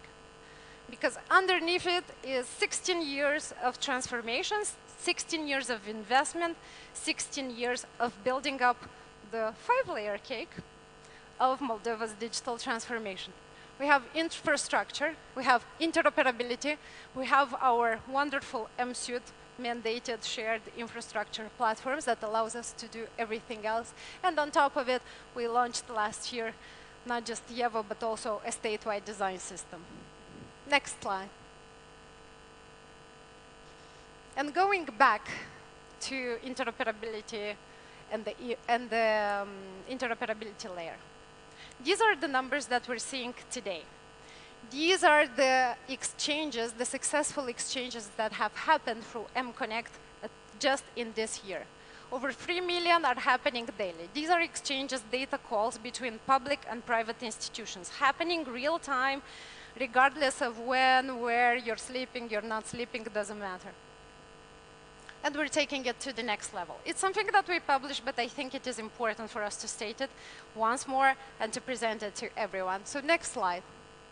Because standard interoperability to us will not cut it anymore. You will not have proactivity with standard interoperability. This is why we want, and we will make it mandatory, we're actually making it already, but for everyone to not just integrate, for people to start publishing mConnect events.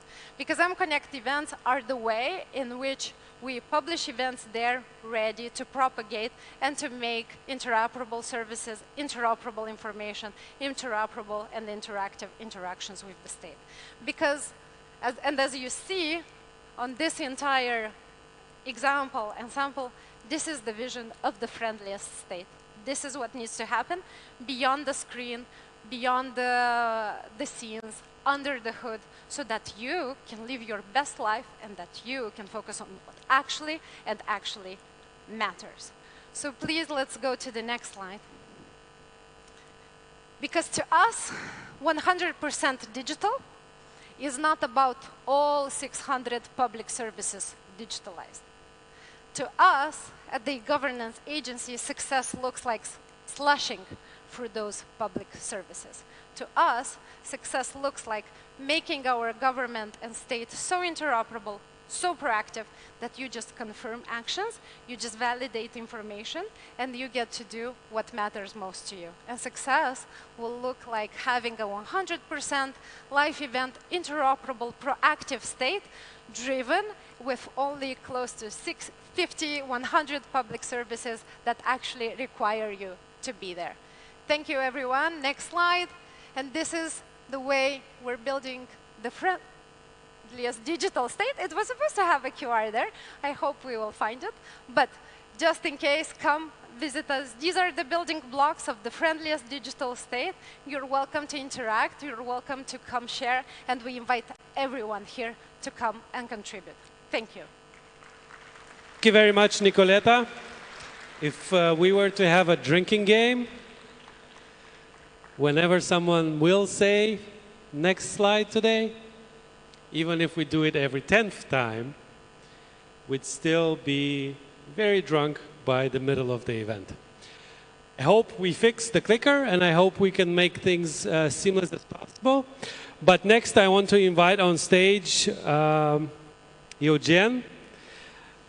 He knows we're late, so he's already jumping on the stage. Please welcome Eugeniu Galamaga, Regional Director, President, Allied Testing, and ATIC. Hello, everyone. I just want to give credit to Nicoleta. I'm a big fan of Eva and advertise it to all my colleagues, and I'm really happy that she's at ego of dealing with the stuff. So, once again, it's a pleasure to see you all. I welcome you here today on behalf of ATIC, Association of Moldovan Information and Communication Technologies Companies, association whose members contribute 40% of the ICT sector turnover in Moldova. This summit is about future. It's about vision, it's about strategy, where we're going as the country and what changes we will be facing. And I hope everyone is finding something interesting through the sessions today. But I want to use this opportunity to give you a bit of insight and tell you a story of a community of people that joined together and believe for all these years and continue to believe that we can do more when working together. We're celebrating 20 years of ATIC this year. 20 years of community of people that wanted to make ICT sector matter, both within Moldova and outside, from people making decisions on their career path and to those shaping country's development priorities. And I think we did a great job. I'm standing here today surrounded by stakeholders from Moldova, by partners from abroad, by people that believe ICT is pivotal for us to move forward, by business leaders who grew their businesses, delivered projects, and by people who learned to become IT professionals and succeeded. 20 years ago, we took on a mission to invest into talent growth, and for 20 years, ATIC has been engaged in numerous educational projects and served tens of thousands of students, from Lego Robotics to TechWell Junior Academy that we will be celebrating tomorrow, from VAT educational programs to Makers Club, from IT trainings to initiatives focused on local startups. I'm proud that ATIC stood at the foundation of Startup Moldova organization. ATIC stood at the foundation of TechWell, and I have to say I've been skeptical back then, and I'm happy I was wrong. ATIC contributed to the next generation of specialists in Moldova, and I'm proud to be part of that story. And we go with the times. ATIC keeps setting space with latest trends in AI. We're doing workshops, experience sharing sessions, and again, stood at the foundation of AI and Big Data Conference, which turned from a Moldovan event initiative into an international one, with the latest edition being held in Bucharest. 20 years ago, I need the next slide. 20 years ago, we wanted to grow the whole market rather than fight for each other's share. And we grew several times over, with ICT now contributing 7% of GDP. Today, ICT sector of Moldova works with world business and tech leaders. We are partners to champions in very different disciplines, from London Stock Exchange in finance to Pearson PLC in education, from FIFA in sports to Caesars in entertainment, from H&M in retail to John Deere agricultural machinery, and we're not importing tractors from them because Moldova is an agricultural country. We are selling software to them because Moldova is ICT country. Fortune 500 companies in Europe and United States trust engineers and businesses in Moldova because we have skills and knowledge to solve complex problems and deliver sophisticated projects. So I think we did a lot in the last couple of decades, and we have the capacity and capabilities to take up on the most complex endeavors. And we should capitalize on those capabilities. For many years, historically, IT in Moldova was a lot about exporting IT services, which is great, by the way. But I want to be very clear that we are much more than just exporting services. We can be a partner to government and local businesses because we have years of experience and best practices from world's toughest projects. Now I want to talk a little bit about the support we had. All these years, we've been working with our partners and with friends in government that believed in our community, and what's better, became part of our community. I'm really, really happy about that. We are looking forward for progress in initiatives such as sandboxes and open data initiatives. We are looking for progress with AI adoption, and I'm not talking about regulations. I'm talking about ensuring that government platforms use AI with clear KPIs and timelines. We're looking forward for training programs with AI and IT tools for public sector. And we're working with digitalization and innovation team at Ministry of Economy and e-Consilium by Prime Minister, and I hope we always will be to make that happen. I also want to say some thanks to people like Doina Nister sitting here, that for me personally, this is how the story began, when 20 years ago she approached me with the idea to make ICT Association. I want to say thank you to Anna Kirica, that's been with us for all those 20 years. I want to say thank you to Marina Bzovi, our former executive, now in MITP, that remains a good friend of ours. To Vitaly Tarlev, who's been many years on the Gov side helping us. To all ATIC team, to our partners, and of course, to our members that contribute their time, effort, resources, and share our values and dreams. And I want to finish my message with a call to all the investors here. If you are looking for a local partner that knows the nuances or looking to pivot a new technology, you got us. To all state authorities and government officials, as you are moving through AI transformation and need a consultant, or looking for a software solution, or you're working on a legislation that must be reviewed, you got us. For local businesses, if you're looking for products, you got us. And to all the IT guys here that are, for whatever reason, not part of ATIC, you got us. Join our community. Thank you. Thank you, Eugen. I encourage all ATIC members to meet up. We have a really, really great community. These are not just words. We really are. I'm extremely happy we're in our bubble of friends. So I encourage you to be part of that bubble. Thank you so much. Next, we have another Eugen that will be coming on stage. He's a Chisinau-born behavioral economist at the University of Pennsylvania. And he's a visiting professor at Stanford. What he will be talking about is something really exciting because he will be